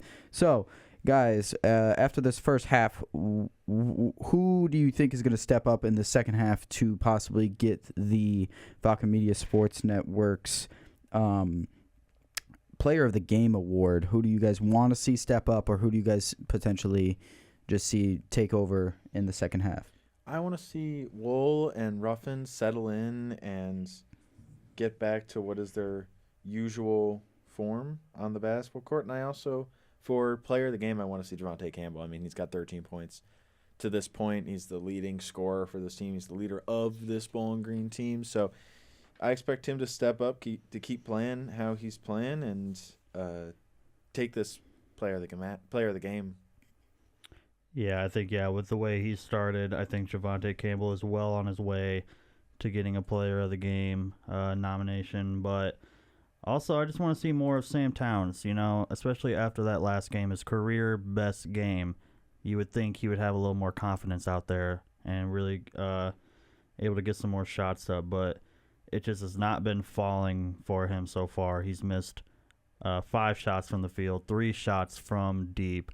So you really want to get him more involved. You really want to get him making more shots because he is a real difference maker for this team and the way that these games go. When he is hot, the whole team is hot. So, just adjustment, and just get Sam Towns going because I think he can be a real difference maker in the second half. Absolutely. Real quickly, stepping away from Bowling Green, there are other sports happening around the MAC. The MAC football championship is currently happening in Ford Field right now. Western Michigan is up on Miami of Ohio, 16-6.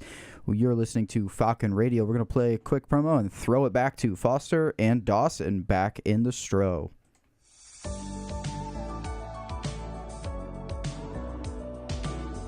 I'm Ryan O'Hara on the BG hockey team. I got 4 favorite restaurants here. My first one, Frickers, because of the frickin' chicken. My second one, Kermit's, because it's great breakfast food. My third one, The Row. It's great. It stays open late and has great food. And my fourth one is Juniper. It's great to go in the afternoon, and they have a really good name that too.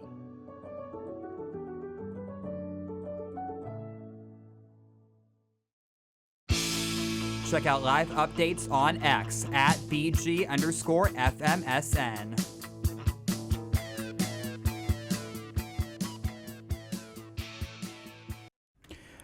You're listening to Falcon Radio for the game of Bowling Green versus Utah Valley. Let's send it back to Foster and Dawson back in the Stro.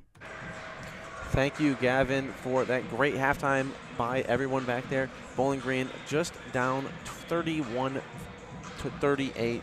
20 minutes ago, fresh half. What do we got to see from this Falcons team? Yeah, from the Falcons, I think the big thing on defense is staying home and trusting your defenders. You see this Wolverine offense, they're so slippery and sending a lot of cutters back. And if you're the Falcons, you don't want to allow an easy layup. So you got to do that. And then for the Wolverines, just keep pushing in transition, make the Falcons uncomfortable. As right out of the halftime break, Utah gets an easy look from 3 and an offensive rebound. Will they get another look for 3? This time it'll be into the corner, tipped out of bounds by Thomas, as Hendricks was going to get a wide open 3. And this is what this Utah team has done all game. Offensive rebounds, movement of the ball to a wide open corner shot. That's where they've been living so far. Yeah, and luckily Thomas able to step in the passing lane there and get the tip, but they're just so good at finding that open player. So Falcon Thomas hits the floor trying to grow ties. Falcon will take another 3. He'll miss it. It'll be tipped out, and a foul on Ties as he jumps up and slaps the ball out of Thomas's hands. We'll get a quick foul here for the Utah Valley Wolverines as Bowling Green had that rebound. They're going to look to run, but called that foul, stopped the run for the Falcons. As Thomas will get ready to inbound the ball. This time, the Falcons heading towards the left side of your dial. Campbell now with the ball, far side, as he brings the ball up the court. He'll get a screen from Glover. Glover at the top of the key. He'll look to hand it off to Thomas. Thomas gets a screen from Glover. Thomas top to Campbell. Campbell to Towns. Towns down low to Glover. Glover looking around what to do with it. Out top to Thomas. Towns, he'll miss the 3. Davis with the rebound, picked up by Glover. Davis takes it down. He'll lose the ball. He'll kick it out to the corner to Leinhart. Leinhart looks down low. He'll pass it to Holcomb. Holcomb with Thomas on him. He'll make a move down low. He'll get doubled off to Leinhart up top. He'll shoot a 3. And his 3 will take a high bounce, but Davis will get the rebound. Davis down low. He'll take another shot. No good. Glover with the rebound. He'll pass it to Towns. Towns to Thomas on the far side of the court. Holcomb picking him up. He'll pass to Towns. Thomas will take the 3. And Thomas will miss the three. Rebound by Leinhart. Leinhart picked up by Ruffin. Leinhart gets a screen from Davis. Picks up the dribble in the middle of the key. Down low to Davis, and a foul will be called on Troy Glover as he's trying to get around the front of that Davis post up. Falcons starting off a lot of threes this quarter. Have not made one yet. It's going to be a long game if they can't figure out who's going to be able to make their threes. Yeah, and an even longer game, too, if they can't get the defensive rebounds. And the Falcons falling asleep on that inbounds play. A quick lob in for Utah Valley before they make a layup. Campbell with the ball. He'll pass it to Towns. Towns to Thomas. Thomas will go to the middle of the court. Pass off to Campbell. Campbell will get a screen from Glover. He'll make an inside-out dribble move and lay it up, stopping Davis right in his trap, going up with the right hand, an easy layup. A nice lay there by Campbell. Got the screen from Glover, and on the 6'8" Davis, he just blows right by him, gets the lay. Davis fouled there on his drive as Glover tries to jump the path for a steal. They'll get the call on Glover on the body call as he'll sub out, as Camden Carroll will sub back in. Carroll gave some very solid minutes in that first half of play. Played a very physical brand of defense down low.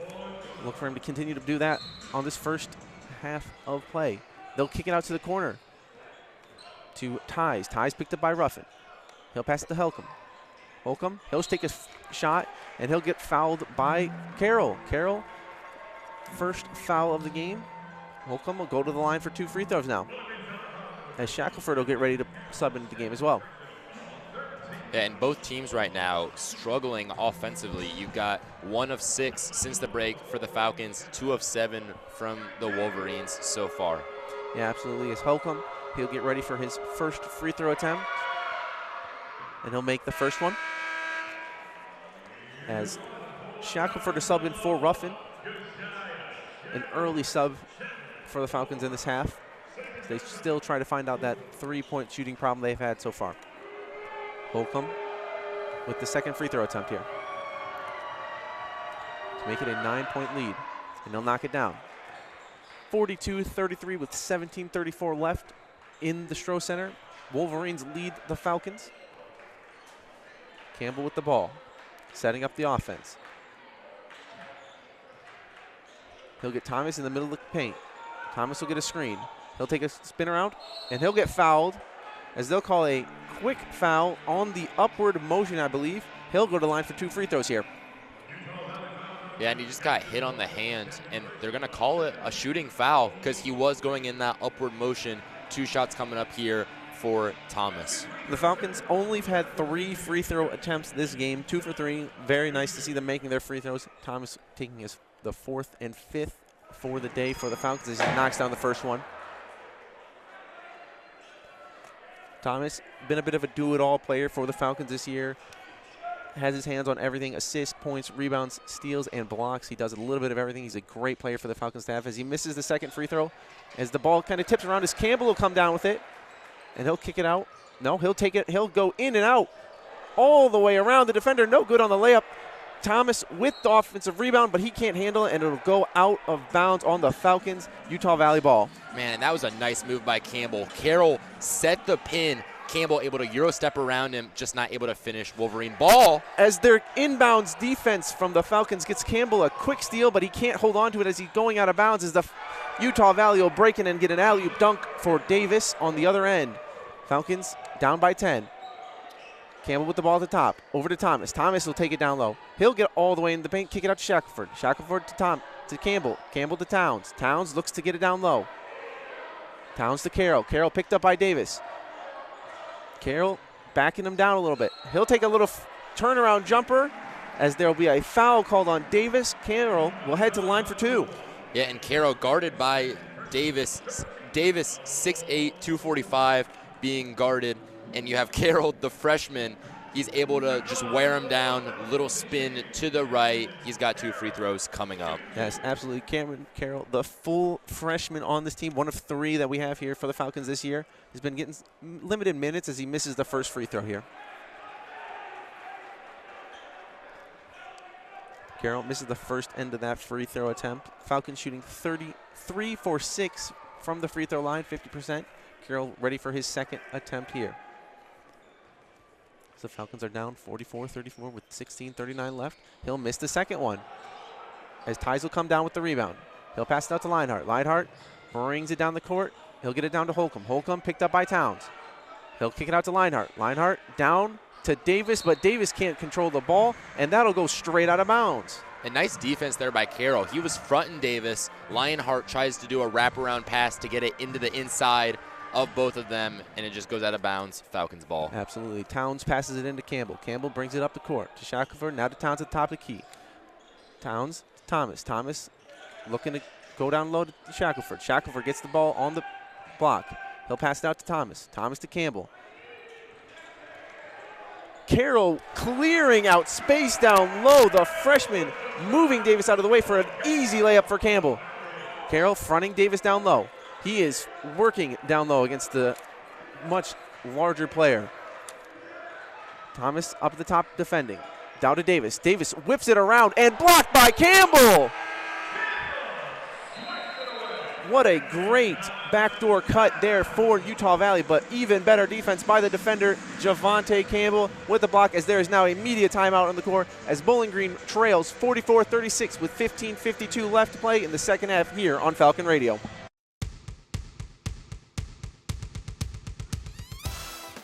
The BGSU men's basketball team travels to the Convocation Center in Athens on Saturday, December 20th at 4 p.m. to take on the Ohio Bobcats. Falcon Media Sports Network's Foster Rostai and Kevin Hutchinson will be on the call on Falcon Radio. After the conclusion of the game, check out bgfalconmedia.com for a recap of the game and additional content.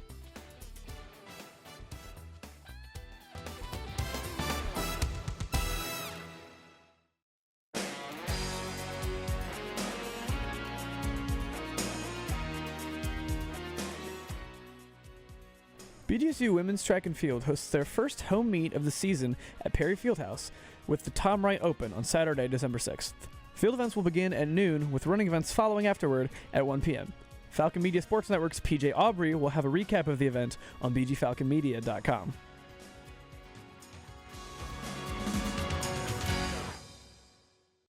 Back here on Falcon Radio, we are just doing a quick update on the MAC championship football match.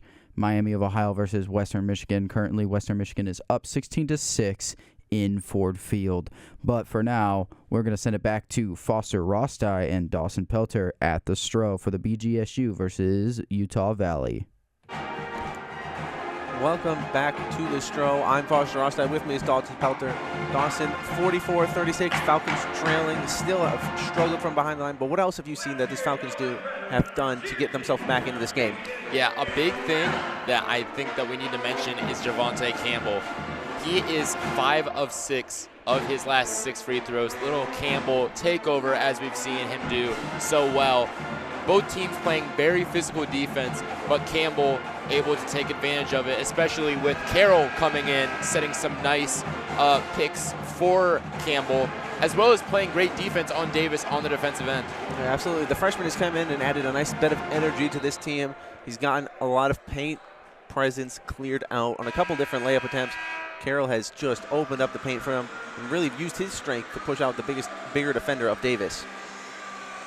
Utah Valley, Lionheart will pass the ball in here as they get the ball back after Campbell blocked it out. 13 seconds left on the shot clock for them. Looking to get the ball down to Davis. Carroll playing great defense. He'll make a strong spin move, and he'll get fouled in an and one opportunity. And Davis, just a great move there. Gets the step on Carroll. Carroll not straight up. Davis able to finish over Carroll, and he gets the free throw. Davis, a sophomore forward, 6'8". He's been playing very well. He's done a lot of damage down low for Utah Valley, as Carroll now will sub out as Glover comes back in. Carroll with great minutes for the Falcons today. Davis at the line for an and one opportunity. Chance to bring the lead to 11 for Utah Valley. And he'll knock it down and take his 47-36 lead with 15:49 left to play in the first half. Holcomb will sub out for Utah Valley, and we'll have what looks to be number 9, Housley, subbing back in. No, that'd be Wheeling. My apologies.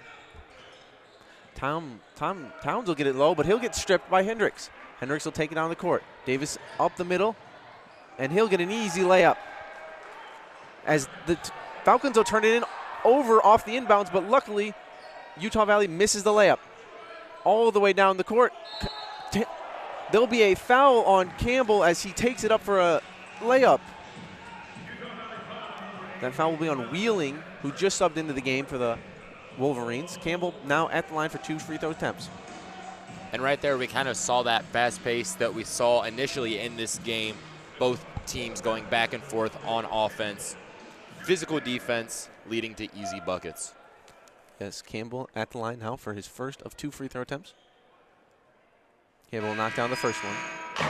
Davis will sub out as Holcomb will come right back in for Utah Valley. A little bit of a smaller lineup now for the Wolverines. Campbell at the line for his second free throw, trying to make this an 11-point game. As he'll miss the second free throw, and Wheeling will come down with it. Wheeling will pass to Leinhardt. Leinhardt picked up by Campbell. Leinhardt will get a screen from Wheeling. Campbell still on him.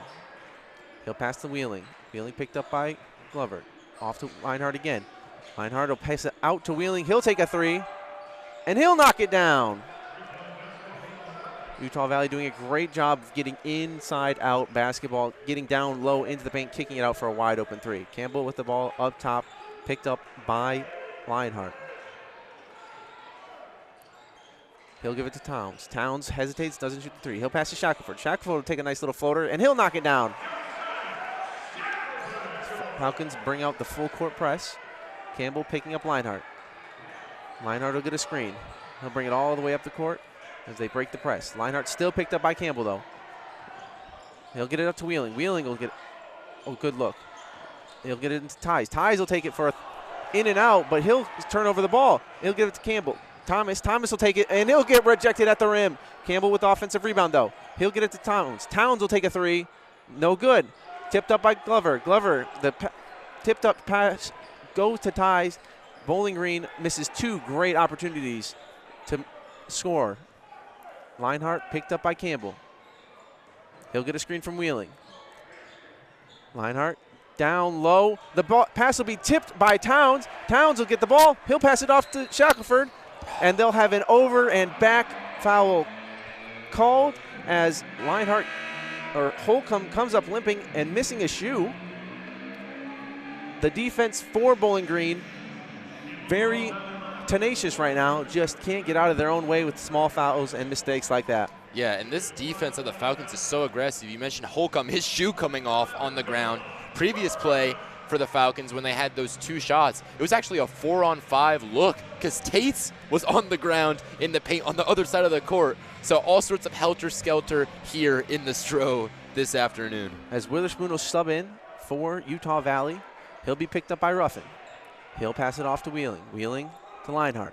Leinhardt picked up by Campbell.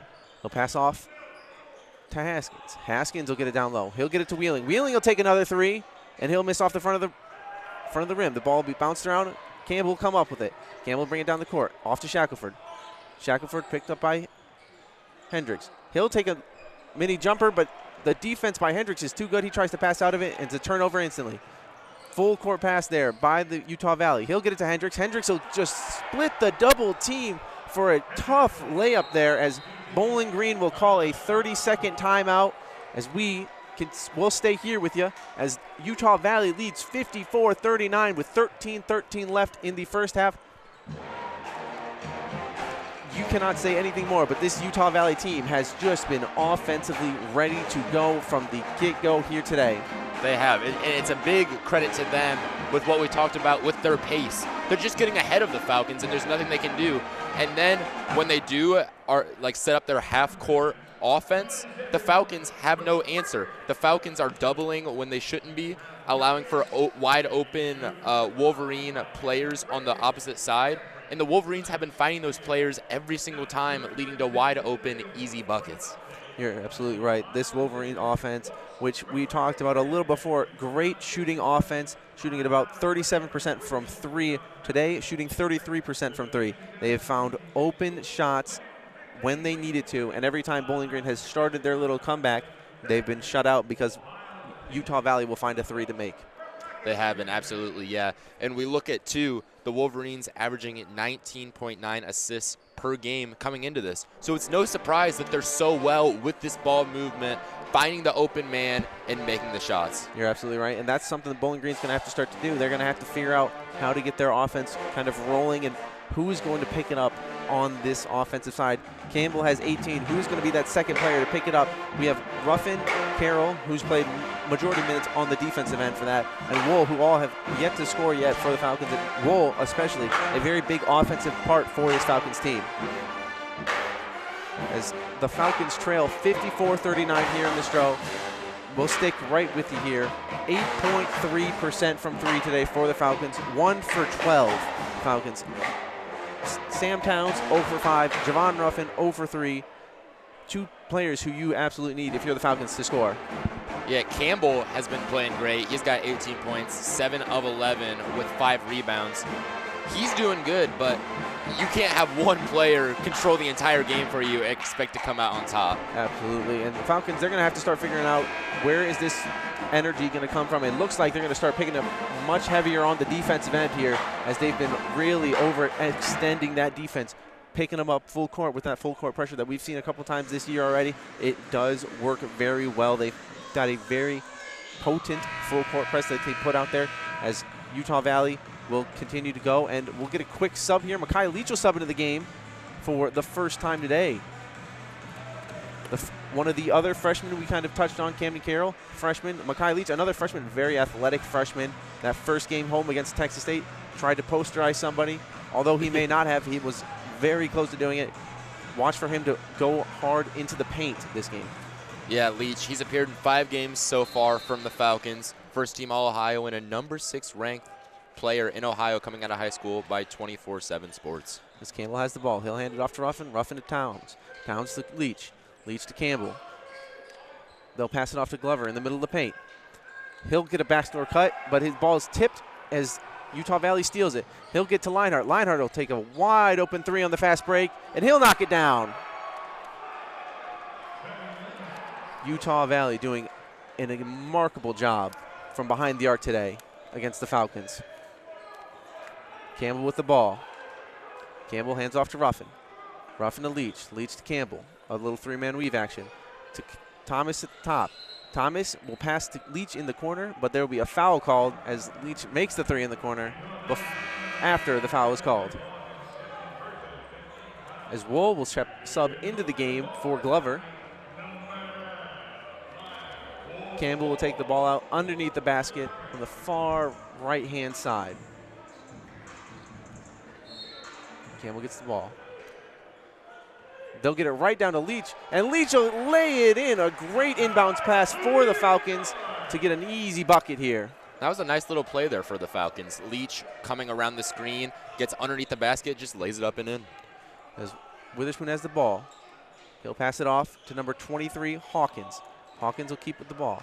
He'll take a 3 now. He'll miss off the front of the rim, but Witherspoon will come down with the rebound. But he can't hold on to it, and the ball will be out of bounds as the Falcons will get a little bit of a break there as the Wolverines have another offensive rebound. Yeah, and that's kind of the story that we've seen in this game are those second chance opportunities. Falcons not doing a great job on the defensive end in rebounding. Wolverines able to capitalize, not that time though. Campbell with the ball. He'll pass to Leach. Leach to Wool, and Wool to Ruffin. Ruffin passes it to Campbell at the top of the key. He'll get a screen from Ruffin. Ruffin will get the ball. He'll take it down low. Now back to Leach in the corner. Leach to Towns. Towns will look for Campbell. He gets it to Campbell. Campbell will go down low. He'll run into a couple players. He'll get a layup up and in. And one of the Wolverines will hit the deck as the full court pressure by Bowling Green has started. Wheeling with the ball, picked up by Wool. He gets it across the half-court line to Leinart. Leinart picked up by Campbell. Campbell still on Leinart. Extended all the way up almost to the half-court line. He gets a screen. He'll take it down low. Throw an alley-oop to number 23, Isaac Hawkins, as the defense for Bowling Green has a little bit of a miscommunication there. Yeah, it's the classic that we've seen so far this game from the Falcons. Just a miscommunication, then 6'10" Hawkins diving to the rim, gets the dunk. Makai Leach has the ball, drives down in the paint, passes out to Wool, Wool to Towns, Towns to Ruffin. Ruffin will take a three, and he'll miss the three. Campbell will fly in to try to get the rebound. Unfortunately, it'll bounce off of Falcon, but from what I saw up here, but no, it'll be off Utah Valley Bowling Green ball as the media timeout is called. Bowling Green trails 59-43 with 10:57 left to go in the second half here on Falcon Radio. BGSU women's basketball travels to the Convocation Center in Ypsilanti, Michigan to take on the Eastern Michigan Eagles on Tuesday, December 30th. Tip-off for the MACtion is set for 5 p.m. with Falcon Media Sports Network's Adam Duffin and Foster Rostai, and pregame coverage starting at 4:35 on WBGU 88.1 FM.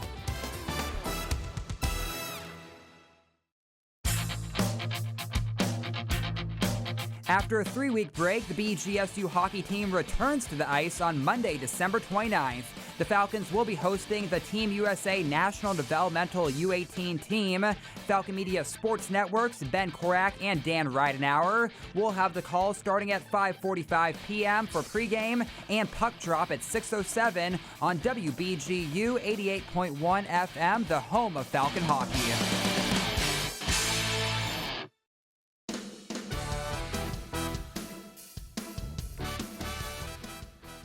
The BGSU men's basketball team is set to battle the Akron Zips on Friday, January 9th at the Stroh Center. Falcon Media Sports Network's Tyler Kavelitz and Artie Abrego will have the call from the Stroh with pregame at 7:45 and tip-off at 8 p.m. on Falcon Radio. Now back to more Falcon men's basketball coverage from the Falcon Media Sports Network.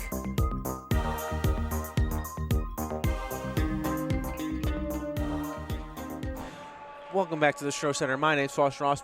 With me is Dawson Belter as the Bowling Green Falcons trail 59-43 with 10:57 left here in the second half. Dawson, we've seen it all game. The Falcons getting down low, kicking out to three-point shots, just not being able to fix it.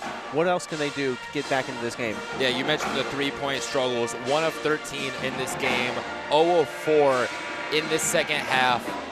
Falcons just struggling. But another thing that we've seen them struggle with so far in this half is defense.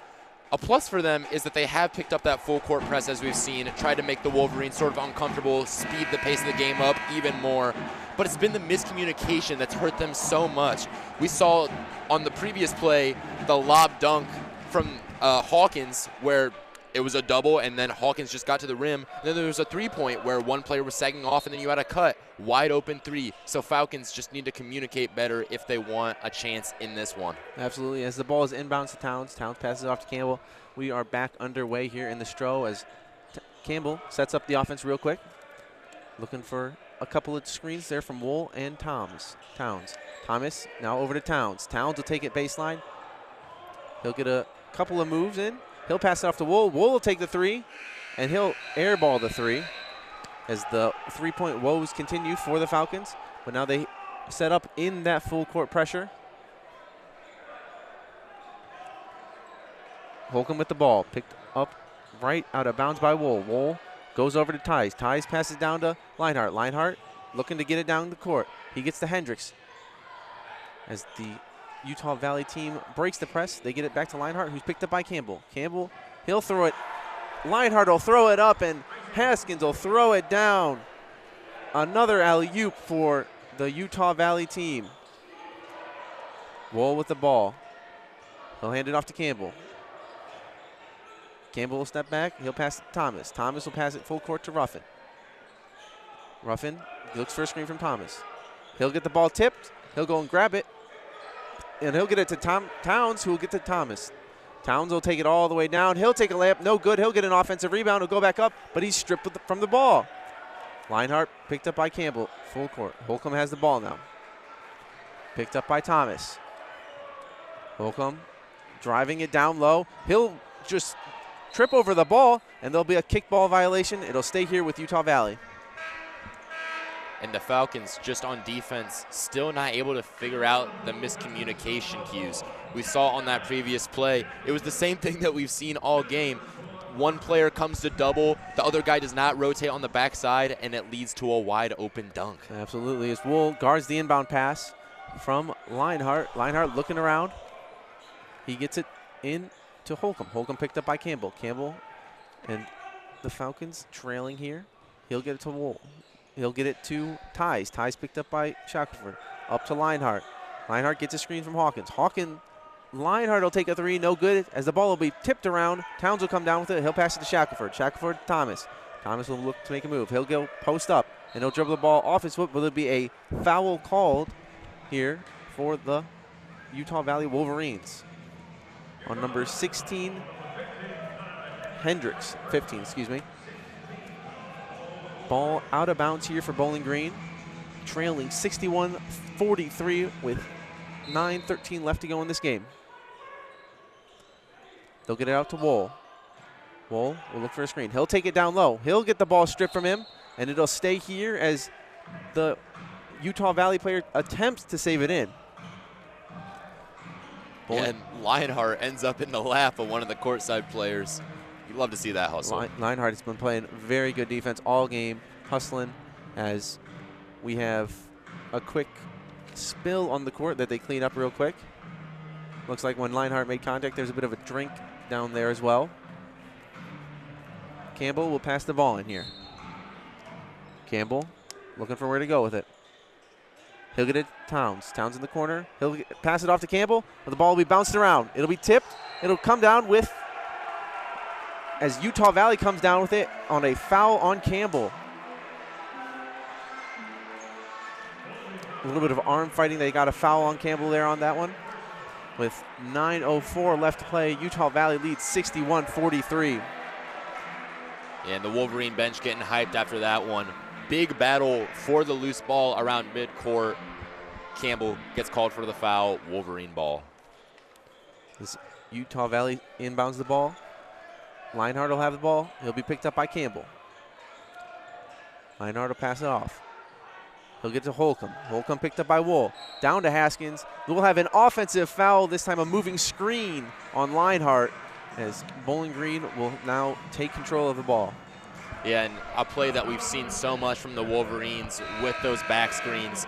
It was a screen along the baseline. He just was not set. Gets called for the moving screen. It'll be Falcon ball. Wool inbounds to Campbell.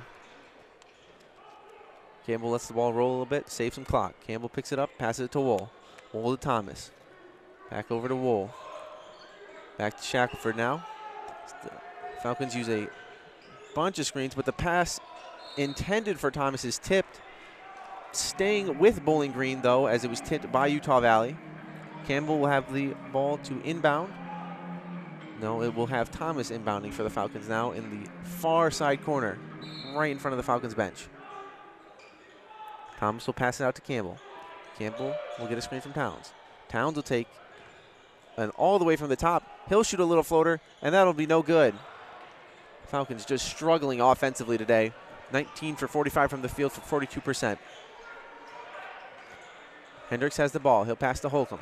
Holcomb off to Lionheart. Off to the top to Hawkins. To Witherspoon the fourth. He'll pass it out to Holcomb. Holcomb picked up by Wool. Off to Hendricks. He'll pass it out to Witherspoon. Witherspoon will take a three, and he'll knock down the three. Bowling Green inbounds the ball. Off to Campbell. Campbell to Shackelford. Up top to Campbell. Campbell will pass to Wool. Wool will mishandle the pass. He'll take a quick three, and he'll miss it. The rebound will go to Bowling Green after a little bit of a contact.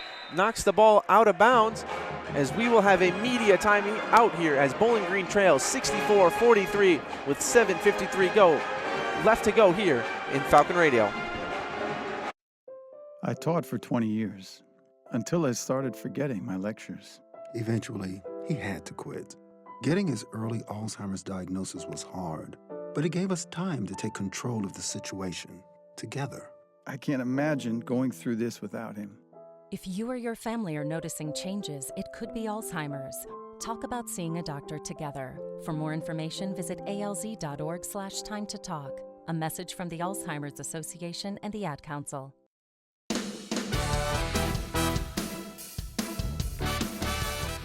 Falcon Media Sports Network now has a pregame, halftime, and postgame show for every BGSU men's and women's basketball broadcast, starting 25 minutes before each game. Make sure to tune in to hear insights and knowledge from Falcon Media Sports Network analysts. You can listen to every broadcast on WBGU 88.1 FM or Falcon Radio, also streaming on bgfalconmedia.com.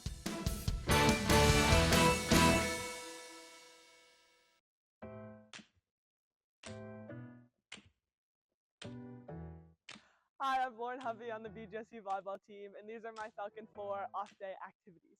My first one would be spend time with family and friends if they're in town, because I love them. My second one would be read my book because it's relaxing. My third one would be go get coffee because who doesn't love coffee? And my fourth one would be go get groceries so I can make food for the week.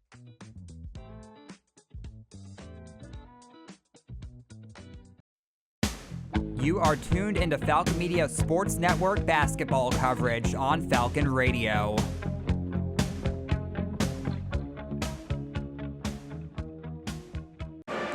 Welcome back to the Stroh Center as Bowling Green trails 64-43 with 7:53 left to go in the second half. Bowling Green on a scoreless run for 3 minutes and 51 seconds in this second half and has made only one three-pointer of their 15 attempts. Dawson, we need to see some changes here if you're Bowling Green. We do, absolutely. 1 of 15 in this game for the Falcons from 3. 0 of 6 in this second half. 7-0 run in the last 4 minutes. Offensively, especially in the last couple of minutes, it seemed kind of sloppy and a lot of light and lazy passes. The Wolverines have played very aggressive defense this entire game, and they're going to take advantage of that. Then you look on the defensive end of things for the Falcons. I hate to continue to say it, but it's that miscommunication. We saw it on the previous play. You had Leanhart, who drove baseline, kicks it out to Witherspoon, who makes the three. You had so many Falcons collapse down on the paint. You can't allow a wide open three like that to Witherspoon, who's a 38% three-point shooter. You're absolutely right. As the Falcons inbound the ball to Thomas, Thomas will get the offense started with Makai Leach in the game now for Campbell. Thomas looks for a screen. He'll pass it off to Shackelford. Shackelford will take a quick free throw line jumper and get fouled on it. Yeah, nice little play there from Shackelford. Comes around the elbow, gets the foul on his jumper. He's got 2 free throws coming up for him. You're absolutely right. Shackelford, who's been playing very good off the bench. He started the season, as a starter, moved to the bench now for Ruffin. He'll take his first free throw attempts this game, as he'll take the first one and he'll make it. As Sam Towns will sub back into the game for Meyer Wool. As Shackelford gets set for his second free throw attempt here. Shackelford taking his second free throw attempt. And he'll knock it down. As the full court press from the Falcons is set up, it'll go right into Hawkins. Hawkins back to Holcomb. Holcomb picked up by Towns. Holcomb gets the ball up the half court line. Hendricks passes off to Hawkins. Hawkins over to Witherspoon. Witherspoon off to Leinhart. Leinhart picked up by Thomas. All the way out at the logo. Thomas continued to picking up. He'll get a screen. He'll pass off to Holcomb. Holcomb takes it down low. He'll go up strong and lays it in. Great defense there by Bowling Green. Just a better offense by Utah Valley to get a nice, easy layup. Yeah, Towns guarding hard the entire way. Great defense, better offense. Thomas setting up the offense. He'll make a spin move. He'll go all the way down. He'll take a pump fake and go to the free throw line for 2 now. And great move there by Thomas. Gets to the right side. Little fake layup. Doesn't get the finish, but he's got free throws coming up. You're absolutely right. Bowling Green last 2 times down the court getting free throw attempts, scoring while the clock stopped with 6:52 left here in the second half. Thomas takes his first one and misses the first one. Thomas 1 for 3 from the free throw line today as Davis subs in for Utah Valley. Thomas with his second free throw attempt here. He'll take it, and he'll make the second one. Bowling Green trailing by 20, 66-46, as they got that full court press going. Utah Valley will break it, and Davis will get an easy dunk attempt. Makes it almost a layup as well in between there, as Bowling Green is now down by 22. They'll get a pass out to the corner, saved by Utah Valley as they tip it out to Makai Leach now. Thomas has the ball. He'll pass it full court to Shackelford. Shackelford will take a three, and he'll miss the three.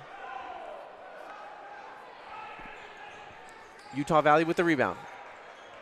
Reinhardt bringing it up, guarded by Thomas. Utah Valley starting to slow down this offense that has been so apace all day. Off to Davis. Davis picked up by Glover. Off to Witherspoon, picked up by Leach. Witherspoon makes a couple of moves, pass off to Davis. Davis looking to pass it. Reinhardt with a backdoor cut and an easy layup off the Davis feed. Yeah, Thomas just got caught lacking too far out around the arc. Easy slip and the lay for the Wolverines. Bowling Green with 5:48 left to play trails 70-46 against Utah Valley. Ball down low to Thomas. Thomas picked up by Holcomb. Out top to Towns. Over to Leach. Leach will take a three. And Leach's three will go in and out. Bowling Green cannot get anything from behind the arc today. Reinhardt with the ball. Passes off to Holcomb. Holcomb will throw a pass down to Davis, but it'll be tipped and there'll be a foul called on Glover the second. As Todd Simon wants a bit of an explanation on that, Utah Valley will have the ball down underneath the basket as Ruffin and Campbell will sub in for Thomas and Leach for Bowling Green. Utah Valley getting ready to inbound the ball. Sam Towns picking up the inbound.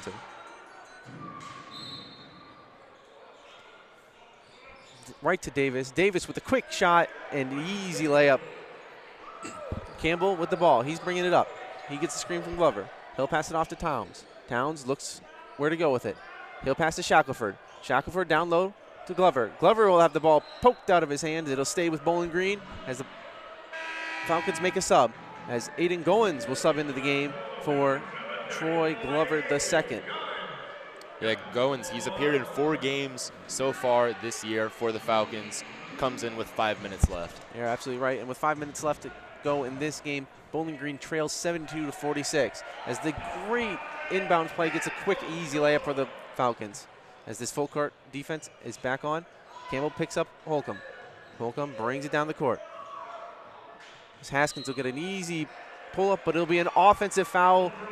Moving screen again called against Utah Valley. No layup good for them. Witherspoon will sub out as number 7, Ties, will come back into the game. The starter has played very well today, just everywhere on the court. Only 3 points, but 3 rebounds, 2 assists on the day. Campbell has the ball now, bringing it up the court. He's looking to pass to Shackelford. Shackelford looks to get it down low to Goins. Goins moving a couple, takes a little hook shot, and his little hook shot will go in. Goins with a nice little hook shot gets the Falcons a 50-72 lead as the full court press forces Utah Valley to take a timeout here, as we'll see if it's a full court or a 30 seconds. By the looks of it, it's going to be a 30-second timeout, so we'll stay right here with you. Dawson, that full court press, we talked about it a little bit before, can cause havoc from Bowling Green, and with the new aided Goins back into the game with a nice hook shot, only down by 22 points. When it's 4 minutes and 32 seconds left, a lot of work for the Falcons to cut out for them. Definitely, yeah. You're down 22. You have to full court press to make this more of a manageable game. Speed up the Wolverines, make them uncomfortable, get some turnovers, and turn it into offense. Now, the problem with that is that the Falcons are 1 of 17 from 3. Threes get you back into games, but the Falcons struggling so far in this one. I would like to see them continue to attack the glass on offense, maybe get fouled, get some free throws, which would also stop the clock, make the game a little bit more manageable for the Falcons. You're absolutely right, as Utah Valley will now inbound the ball. Bowling Green getting that full court press situated out for them. As it looks like Holcomb will inbound the ball, and he'll throw a deep pass to Davis, who has Goins on him, and he'll throw it down with an and one opportunity as Davis just does a quick inside-out move and beats Goins down the court. Yeah, you had two players lined up at half court in that press breaker, one of which was Davis on the right side of the half court. He takes a step in towards the inbounder and then just guns it right to the basket. Goins just a step too slow.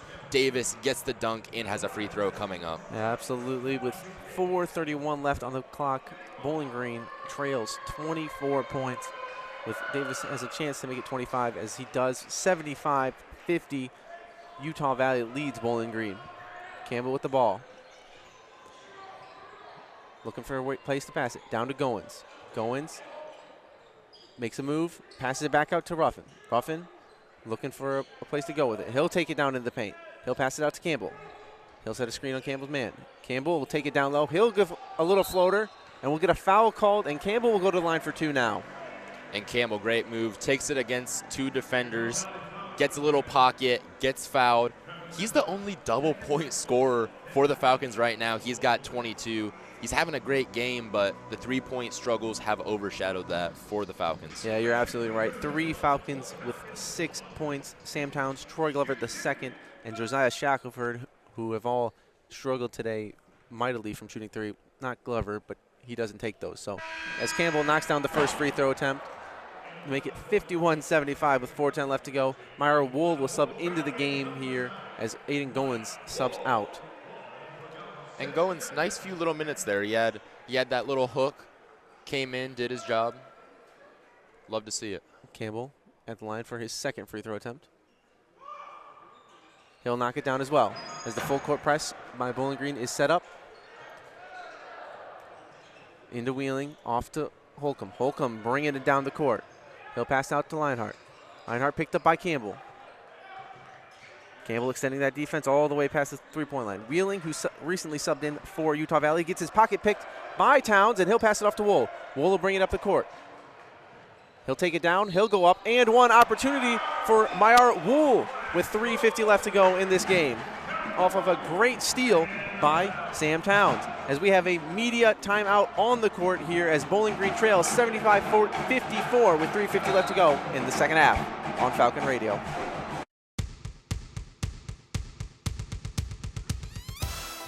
The BGSU women's basketball team returns home to the Stroh Center to take on the Central Michigan Chippewas on Saturday, January 3rd at 2 p.m. Falcon Media Sports Network's Lucas Kleinmeyer and Trey Kennedy will have the call live on WBGU 88.1 FM with pregame slated to start at 1:45.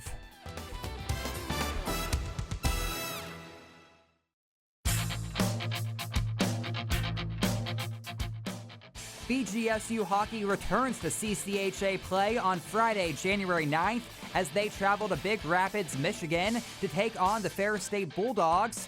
Falcon Media Sports Network's Ben Korak will have the call from up north, with puck drop scheduled for 7:07 p.m. on WBGU 88.1 FM, the home of Falcon hockey.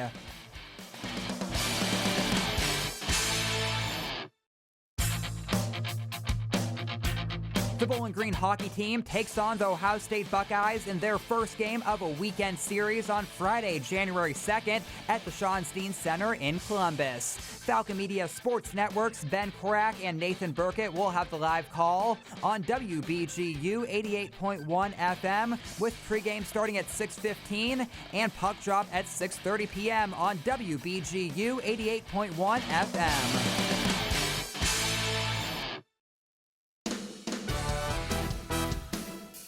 Check out more Falcon athletic coverage online at bgfalconmedia.com.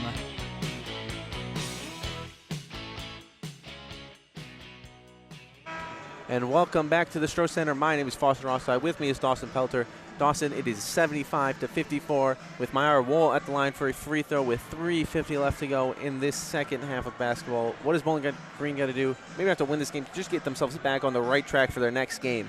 Yeah, no, definitely. What we like to see from the Falcons for the rest of this game is that hard defense. They haven't been doing well offensively. We mentioned 1 of 17 from 3. But especially on that previous possession, you saw the physicality, you saw the great defense, led to the free throws here as Wool misses it. But you just got to keep playing physical, hard defense. Yeah, absolutely. As you said, Wool missing the free throw. Falcons 9 for 16 from the free throw line today as well. Just a rough offensive day for them. As Wool picks up Lionheart, he'll pass it off to Holcomb. Holcomb picked up by Campbell. He'll pass it off to Ties. Ties will get blitzed by Campbell on the outside. He'll look for a place to pass it to. He'll pass it full court to Haskins, or to Hendricks. Hendricks will catch it. He'll try to make a pass. It'll be picked off by Campbell. Campbell will throw it up ahead to Shackelford. Shackelford, pump fake, and the layup is good. Full court press, passed into Wheeling. Wheeling passes it back to Holcomb. Holcomb picked up by Campbell, as he'll make a pass and picked off by Campbell again. Campbell will try to make a pass to Wool, but the pass will be kicked out of bounds by Utah Valley, as Bowling Green's full court press again is causing problems for Utah Valley. And that's what we mentioned coming into this after the break, is that Falcon defense. They're aggressive, they're playing hard defense, and they're making havoc for the Wolverines, getting some steals and turning it into easy offense. As we will have a timeout taken on the court. It looks to be a 30-second timeout here for Utah Valley, so we'll stick right here with you as we take this timeout. Bowling Green, we just talked about it, that full court press. They are getting offense quickly off it. They're getting steals off it. Campbell just getting a steal there. Up to 3 steals on the day after 2 games of not having any. What do we need to continue to see from this Falcons offense? Yeah, it's exactly what you mentioned with causing those turnovers and getting those steals. The Falcons currently lead the MAC in steals and rank first in the nation in steals per game at 12.1. They're also 4th nationally in forcing turnovers, 18.6. So they just need to continue to cause havoc for their Wolverines. Don't let them get down the court too easily. Double where you can, and don't let anyone behind you, like we saw with that one with Davis where he got the wide open dunk. And you're absolutely right. And now Bowling Green will have the ball underneath the basket. Looks like we'll have Ruffin passing it in as both teams get ready to go and gear up for this final 3 minutes of play. Utah Valley leading 75-56. Ruffin with the ball. As the offense starts, we have some movement here. Out to Campbell on the top. Campbell looking for Ruffin. He'll pass it to Ruffin. Ruffin will take it down low. He'll spin. He'll go up for a layup. He'll miss the layup short. He'll get it. Utah Valley rebounds. They'll get it to Lionheart. Lionheart will make a full court pass picked off by Shackelford. Shackelford tried to pass it off, and it'll get picked off again. As this time there'll be Holcomb on the opposite side. An easy dunk for him as Wool now has the ball. Wool bringing it up the court. He'll pass it off to Campbell. The Bowling Green Falcons will get their offense set up. Campbell will call for a screen.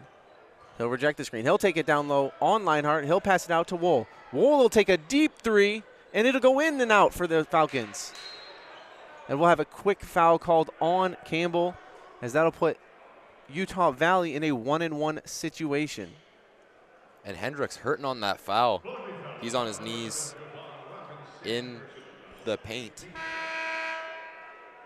As we have a quick just meeting trying to figure out what happened. We have the Utah Valley, what looks to be trainer, coming out to check on Hendricks. Going all the way out. As there's some words being exchanged there by Towns and Wheeling. As Hendricks walks off the court with a towel to his face. Good to see him walking off the court on his own power, just with a towel up to his face. Looks like he may have gotten hit in the face, eye, maybe the nose. Can't really tell from all the way up here. But as we'll get a new player out to shoot free throws there for the Wolverines. It'll be number 2, Holcomb. Will take the free throws in Hawkins' place. Or Hendricks' place, excuse me. Bowling Green trails 77-56 with 2:42 left to go in the second half of play. 1-and-1 for Holcomb here. Holcomb setting himself up. He'll take the first one, and he'll miss the first one. Wool with the rebound. Wool pushes it up the court. Holcomb picking up Wool. He'll pass it out to Ruffin. Ruffin will take the quick 3, and he'll miss the quick 3. Wool with the offensive rebound, though. Wool looking to set himself up. He'll pass it off to Ruffin. Ruffin takes it down into the paint. He'll take a layup, and he'll make a layup. 58-77, Falcons trail. A full court pass all the way to Davis, who's wide open, left alone down there, as he gets an easy dunk. Wool passes it into Campbell. Campbell looking to set up the offense. Gets a screen from Wool. Gets another stream from Wool. He's taking it down into the corner. He'll give it to Shackelford. Shackelford pump fake. He'll go down. He'll take another little mid-range jumper. They'll have a foul on the rebound on number 2, Holcomb, as he pushes Towns out of the way. And that'll be a 1-and-1 opportunity here for the Falcons. And the game a little bit out of reach right now for the Falcons. But plays like we saw on that previous in their full court press, you cannot let that happen. Full court, kind of a football pass, clear down the court. Davis able to slam it home. Add a little bit of gas on the fire, if you will. Absolutely. It's Towns at the line for his first of free throw attempt. He'll take and make it, making it a 20-point game here as Falcons trail 79-59. Towns prepping for his second free throw attempt. He takes and makes as the full court press set up by Bowling Green gets into position. Utah Valley looking to pass it in. They'll do a football pass, and Towns will pick it off. Towns brings it up the court. He'll pass to Campbell. Campbell, he'll take a three, and he'll miss the three badly as Holcomb will get the rebound. He'll pass to Weatherspoon. Weatherspoon, he'll just dribble it across the court, but he'll lose it as Shackelford will come up with it, as there'll be a foul taken as Bowling Green runs it up the court with 1:26 left to go with the Falcons down 79-60. This will send Bowling Green to the line here as a couple of the refs are discussing something up top. But it will send Shackelford to the line for 2. And we will have the refs what looks to be heading to the scorer's table to take a look at something here. And we'll stick right with you here as both teams head to their respective benches. Bowling Green trailing by 19 with 1:26 left to go in this game. Wonder if they could be looking at a clear path or transition take foul here in the college game. That would give Bowling Green, I would say, 2 shots and the ball back in either situation. That could be big for the Falcons here if they can capitalize on both free throws and then a shot after that. But looks like we have an answer. As we wait for them to announce it here, the refs break their huddle as they go over and talk to Coach Simon about what's happening here.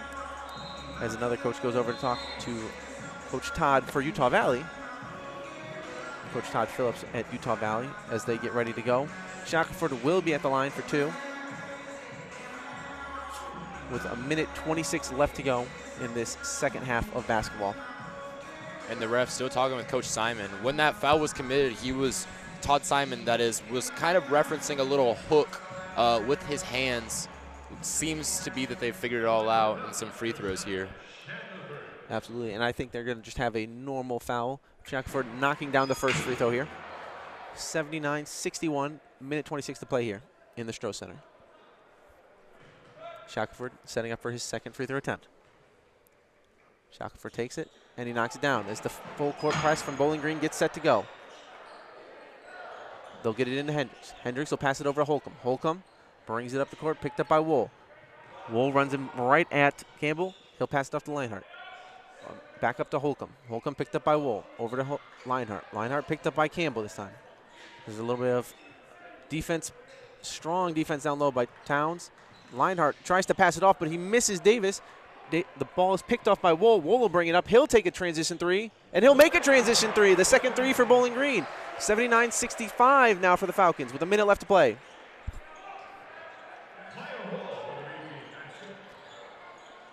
Bowling Green with that full court press. They can't get it, and there's a timeout called by Utah Valley.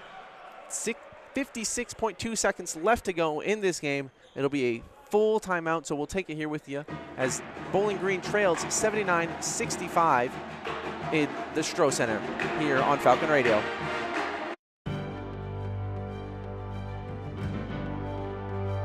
On August 28th, 2025, BGSU football running back Cameron Petaway returned at kickoff 97 yards for a touchdown on the first play of the season against Lafayette. The second straight year, the Falcons found pay dirt on the first play of the campaign. Falcon Media Sports Network Sean Connolly had the call of the moment on Falcon Radio.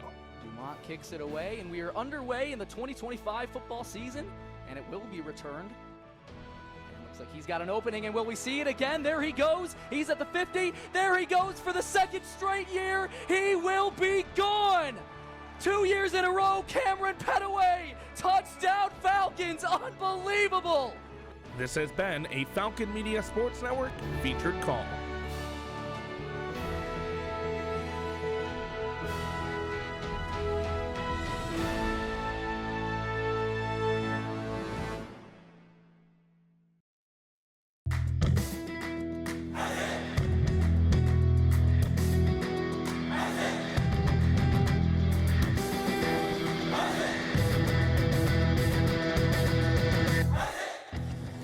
Unlike other local sources, Falcon Media Sports Network and BG Falcon Media will never charge a paywall to view our content. However, if you are looking to support student media, you can donate at the bottom of our stories on bgfalconmedia.com.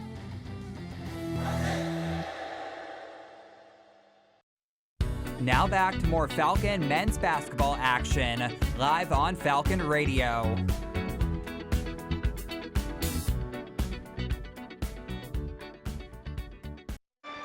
And welcome back to the Stroh Center. As Utah Valley inbounds the ball, we have a foul away from it on Sam Towns, and looks like Davis, who have been getting into a little bit of a conversation down there, as Davis now will go to the line for 2 free throws with 53.3 seconds left to go, with Utah Valley leaving 79-65 here in the Stroh. Yeah, and prior to that foul, Davis talking with a lot of his players, the ref talking with Towns. Definitely a little bit of chipping going on here. As Davis makes the front end of his 1-and-1 opportunity.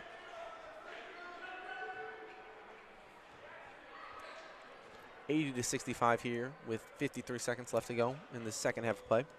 Davis getting set for his second free throw attempt. Davis takes, and he'll knock down the second free throw attempt. Meyer Wohl will inbound the ball to Campbell.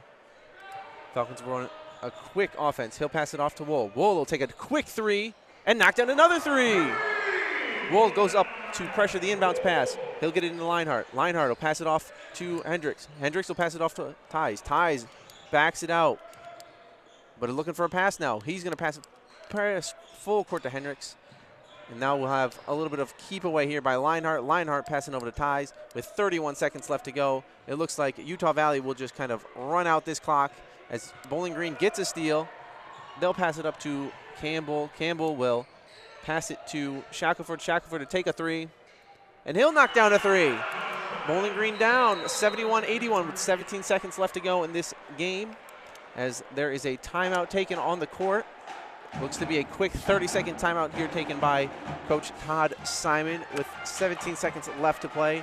Bowling Green, 4 of 23 from 3. 3 of their past 3s in the last 2 minutes of this game here. Yeah, they've gone on a 13-2 run in the last 150. Wish you could have seen it a little bit earlier, but 3 of 3, 3 of 4 last couple threes, 3 of 3 with those threes. Wohl kind of sparking a little bit of a comeback for the Falcons. 81-71, 17 seconds left in this ball game. You're absolutely right. And Bowling Green kind of setting up that full court press, setting up what to do, if they are able to break it, and how they're going to take it if they get a steal off that inbounds play. So as everyone will get back out there and set, they'll have Wohl pressuring the ball. Inbounder will be Holcomb for Utah Valley. 2 deep for Utah Valley. Utah Valley will inbound the ball. They'll have a quick pass back to Holcomb. Holcomb will have a little bit of problems rallying the ball in, but he'll get fouled very quickly by Shackelford. As Holcomb will go to the line with 13 seconds left to go, and the Falcons down by 10.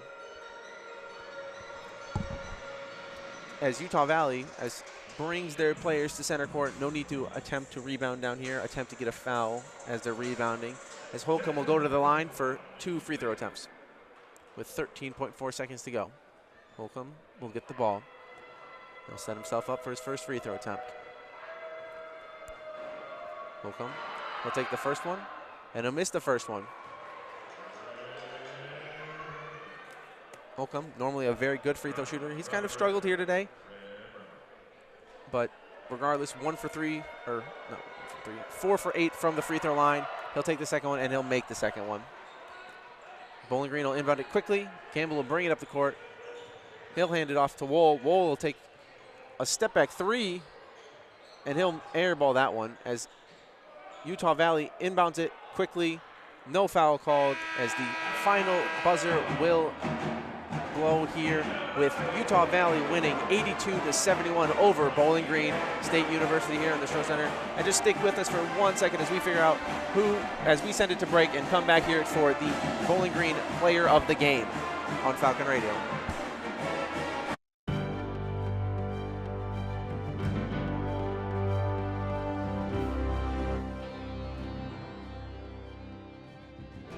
On September 17, 2025, BGSU volleyball swept the Oakland Golden Grizzlies, marking head coach Alex Del Piombo's first home win, leading the Falcons. Falcon Media Sports Network's Ben Korak had the call of the moment at the Stroh Center. Anders to Otten to Hobson. Hobson throws it down.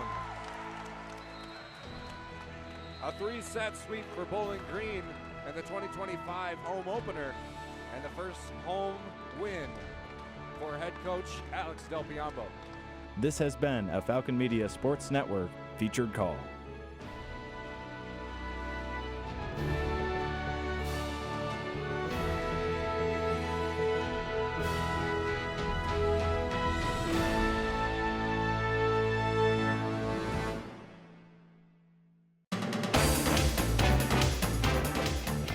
This is a Falcon Media Sports Network studio update.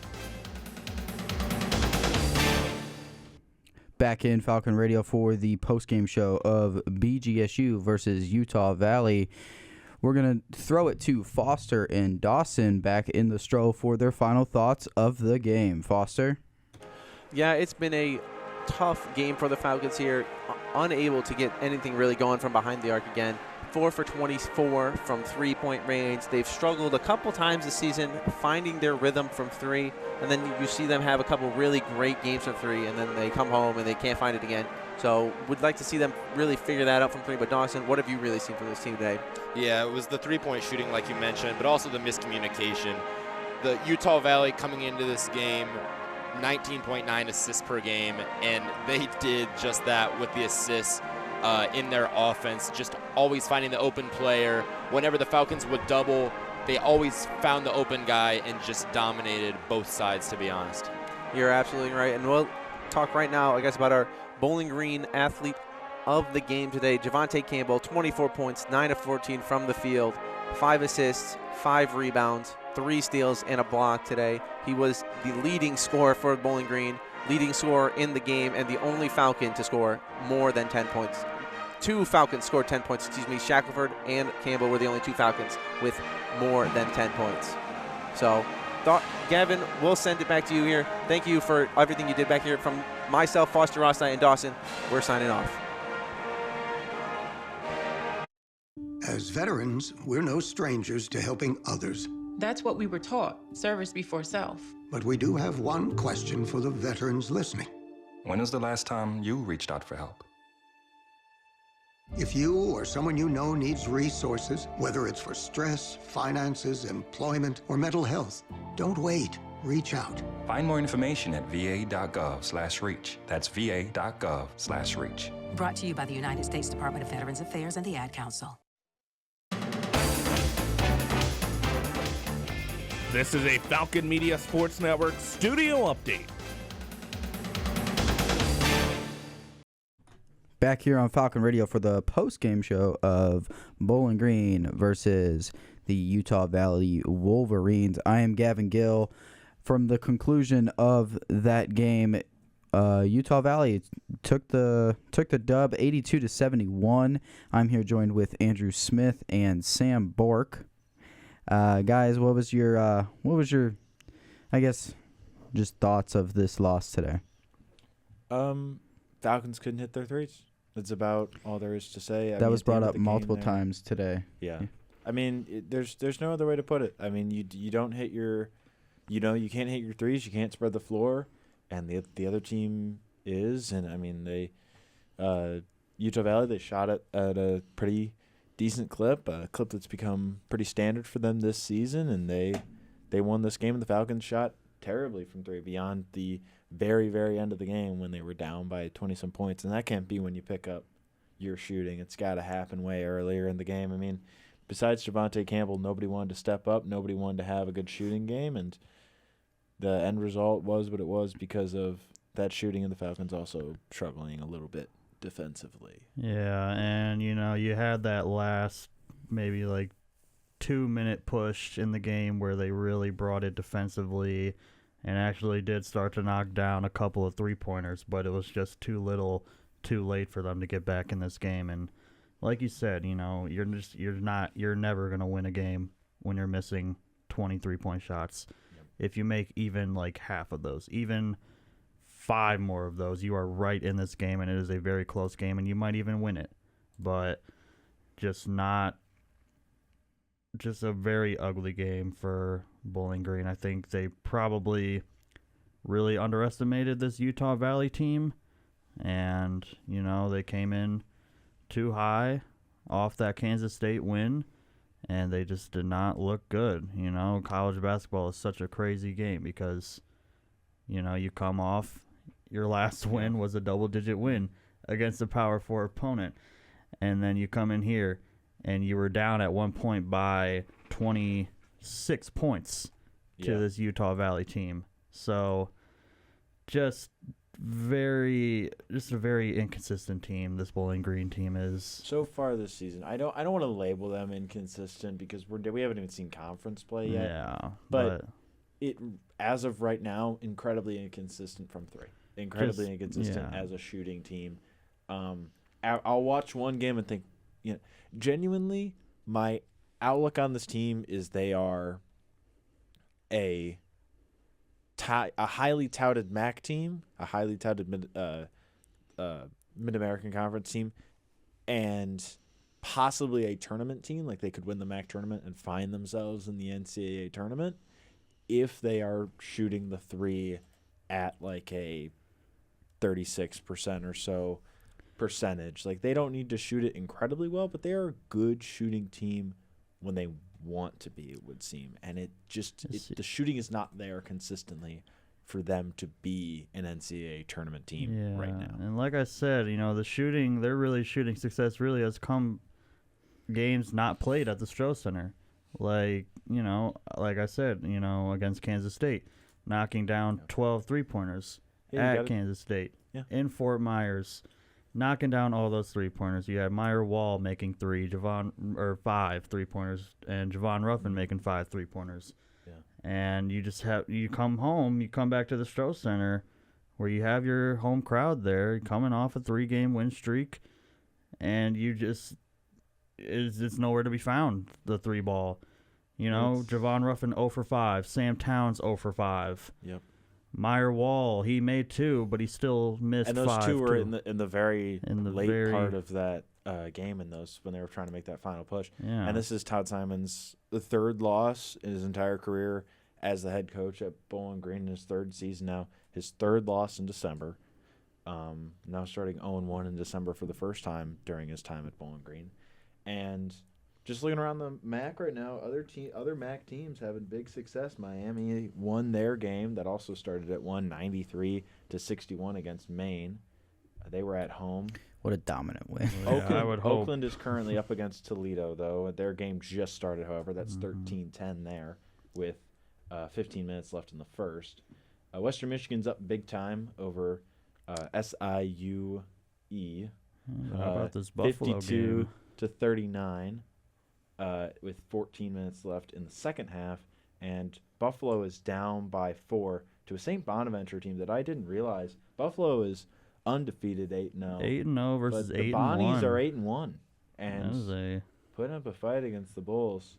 So games happening all around the MAC. Yeah, you have 2 undefeated teams so far in the MAC with Buffalo and then Miami, obviously. So they are obviously the teams to look out for as conference play begins, but you also look to see, I think, their non-conference schedules has not been as competitive as these other teams, but still great records on the year for them so far, coming into conference play here soon. And then the other big game we have in about a little less than an hour now is Akron and Tulane. Akron 7-2. They're another very good team in this Mid-American Conference. And then you got the Tulane Green Wave, 6-2 there. They're having a hot start there. So going to look forward to that game tipping off here soon. But yep. And Bowling Green, I mean, you got the game tomorrow against Aquinas. Hopefully you can get that's a lower level team. Hopefully you can bounce back, get a win there. Get yourself recenter, refocus. Maybe start hitting your 3 balls again against a team much less talented than Utah Valley, a team much less proven than Utah Valley. So yeah, really the main thing is you can't say it enough, but basketball comes down to who's hot, who's hitting their shots that night, and Bowling Green got hot against Kansas State, and they were not hot tonight. And they fell short, and they got to bounce back. They got to get their 3 balls going once again, and they just continue that on. They just need their production. They just need their production from all their players. And you cannot have Javante Campbell. I know Javante Campbell's not a huge 3-point shooter, but I feel like I'd like to see him hoist up a couple a game, just a few. Yeah, like I don't need him. He did make 1. Yeah, he only had 2 attempts though, but I just want to see him shoot a couple. He's not a great 3-point shooter, I know. Yeah, that's which not really kind of his sucks, game, but he can do it, and I would love to see him just try a little more. I feel like that would really spread out the offense and open up the playbook. I just don't know how willing Todd Simon is to do that. Yeah, and then Sam Towns, and man, I really think that Ruffin can be so he can be much more consistent Ruffin than he has been. He could be such a great shooter for the Falcon squad. He just hasn't been.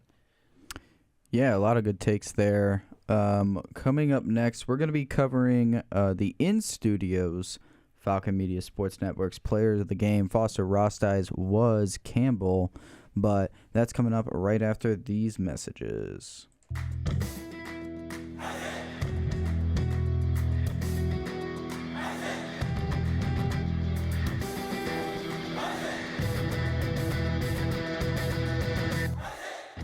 Looking for a BGSU Athletics talk radio show? Tune into the Zig Zone every Sunday at 4 p.m., where a panel of Falcon Media Sports Network members discuss the hottest BG sports topics. Only on WBGU 88.1 FM.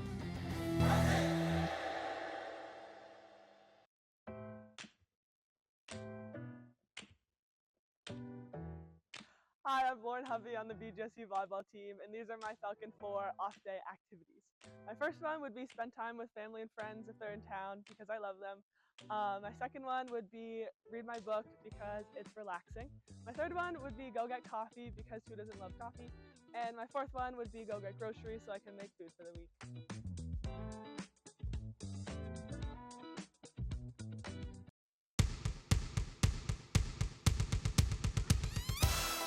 The BGSU women's basketball team returns home to the Stroh Center to take on the Central Michigan Chippewas on Saturday, January 3rd at 2 p.m. Falcon Media Sports Network's Lucas Kleinmeyer and Trey Kennedy will have the call live on WBGU 88.1 FM, with pregame slated to start at 1:45. Back here in Falcon Radio for your post-game show of Bowling Green taking on Utah Valley University in that lost 71 to 82. Sorry, 71 to 82. We're going to be doing the in-studios Falcon Media Sports Network's player of the game. So, Sam, let's start with you. Who is your Falcon Media Sports Network's player of the game? I mean, I think we're all in agreement that it's obviously Javante Campbell. You know, he was really the sole Falcons offense in this game. 24 points, 9 of 14 shooting from the field, 5 rebounds, 5 assists, 3 steals, and a block. He was just everywhere for them. You know, he did his best to keep them in this game, to keep it competitive, but, you know, he just did not have the production around him. But just still, you know, it's still the same Javante Campbell we've been seeing all season. He's just so incredible for this team. even in losses. So, yeah, that's my pick. And Andrew? I'm going to switch it up and say Josiah Shackelford. 13 points tonight, 22 minutes coming off the bench for the Falcons, and he went 4 of 7 from the field, 1 of 3 from deep, and perfect from the line. And I'm just really excited for him to continue coming off the bench, be the sixth man for the Falcons. I think he can really be a great asset for this team. So I'm shouting him out here as more of a very excited about what he can do in the future rather than necessarily what he did tonight. But he had the second most points on the BG team with those 13, and I really feel like if you give him more opportunities, he's going to produce. And as far as just the way I see him play, he's one of the few players I feel like beyond Javonte Campbell that is consistent on defense, and he is consistent in his scoring, the way he is able to move without the ball. And I really just love him as a player, and I think he can do great things for this Falcons team as the season goes on. Absolutely. And to wrap up this post-game show and this broadcast as a whole, we're going to do a round of Falcon Athletics, giving you a preview into the multitude of games that Falcon Media Sports Network will be covering over the next, I'd say, like 4 days.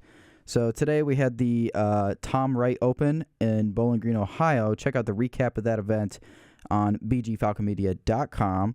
We also had the Orange and Brown Intra Squad for gymnastics. That happened. That just I don't know how to introduce gymnastics, but that just started off at 3 p.m. Check out bgfalconmedia.com for photos, videos, and photos and videos on BG Falcon Media. Tomorrow we have BG taking on Northern Michigan again after that loss at home yesterday, with Ben Korak and Nathan Burkett on the call, with Austin from from Falcon Media Sports Network with a pregame show tomorrow at 6:07 on WBGU 88.1. On Sunday, the women's basketball team will be taking on Defiance in Bowling Green at 1 p.m. Tune in to WBGU 88.1 for Adam Duffin and Daniel Ryanauer for the call of that game, with Ben Korak, Andrew Smith, and Holden Ruck on the pregame show. Also on Sunday, we have a men's basketball game against, Andrew, how do I say this? Aquinas College in Bowling Green, Ohio, on Falcon Radio, with Artie Abrego and Andrew H. on the call for that one. This has been the pregame, postgame, and halftime show on Falcon Radio, brought to you by Falcon Media Sports Network on Falcon Radio, of the coverage of Utah Valley versus Bowling Green. Final score, 82 Utah Valley, 71 Bowling Green. This has been Gavin Gill, Andrew Smith. I can't say my own name. Gavin Gill, Andrew Smith, and Sam Bork. I gotta go home. Thank you guys for joining in the studio with me. I think we had a pretty good call of the game. Yeah. Thank you, Foster Rostai and Dawson Peltier, for calling. I would say a slow-paced game, but other than that, thank you guys for tuning in. This is Falcon Radio.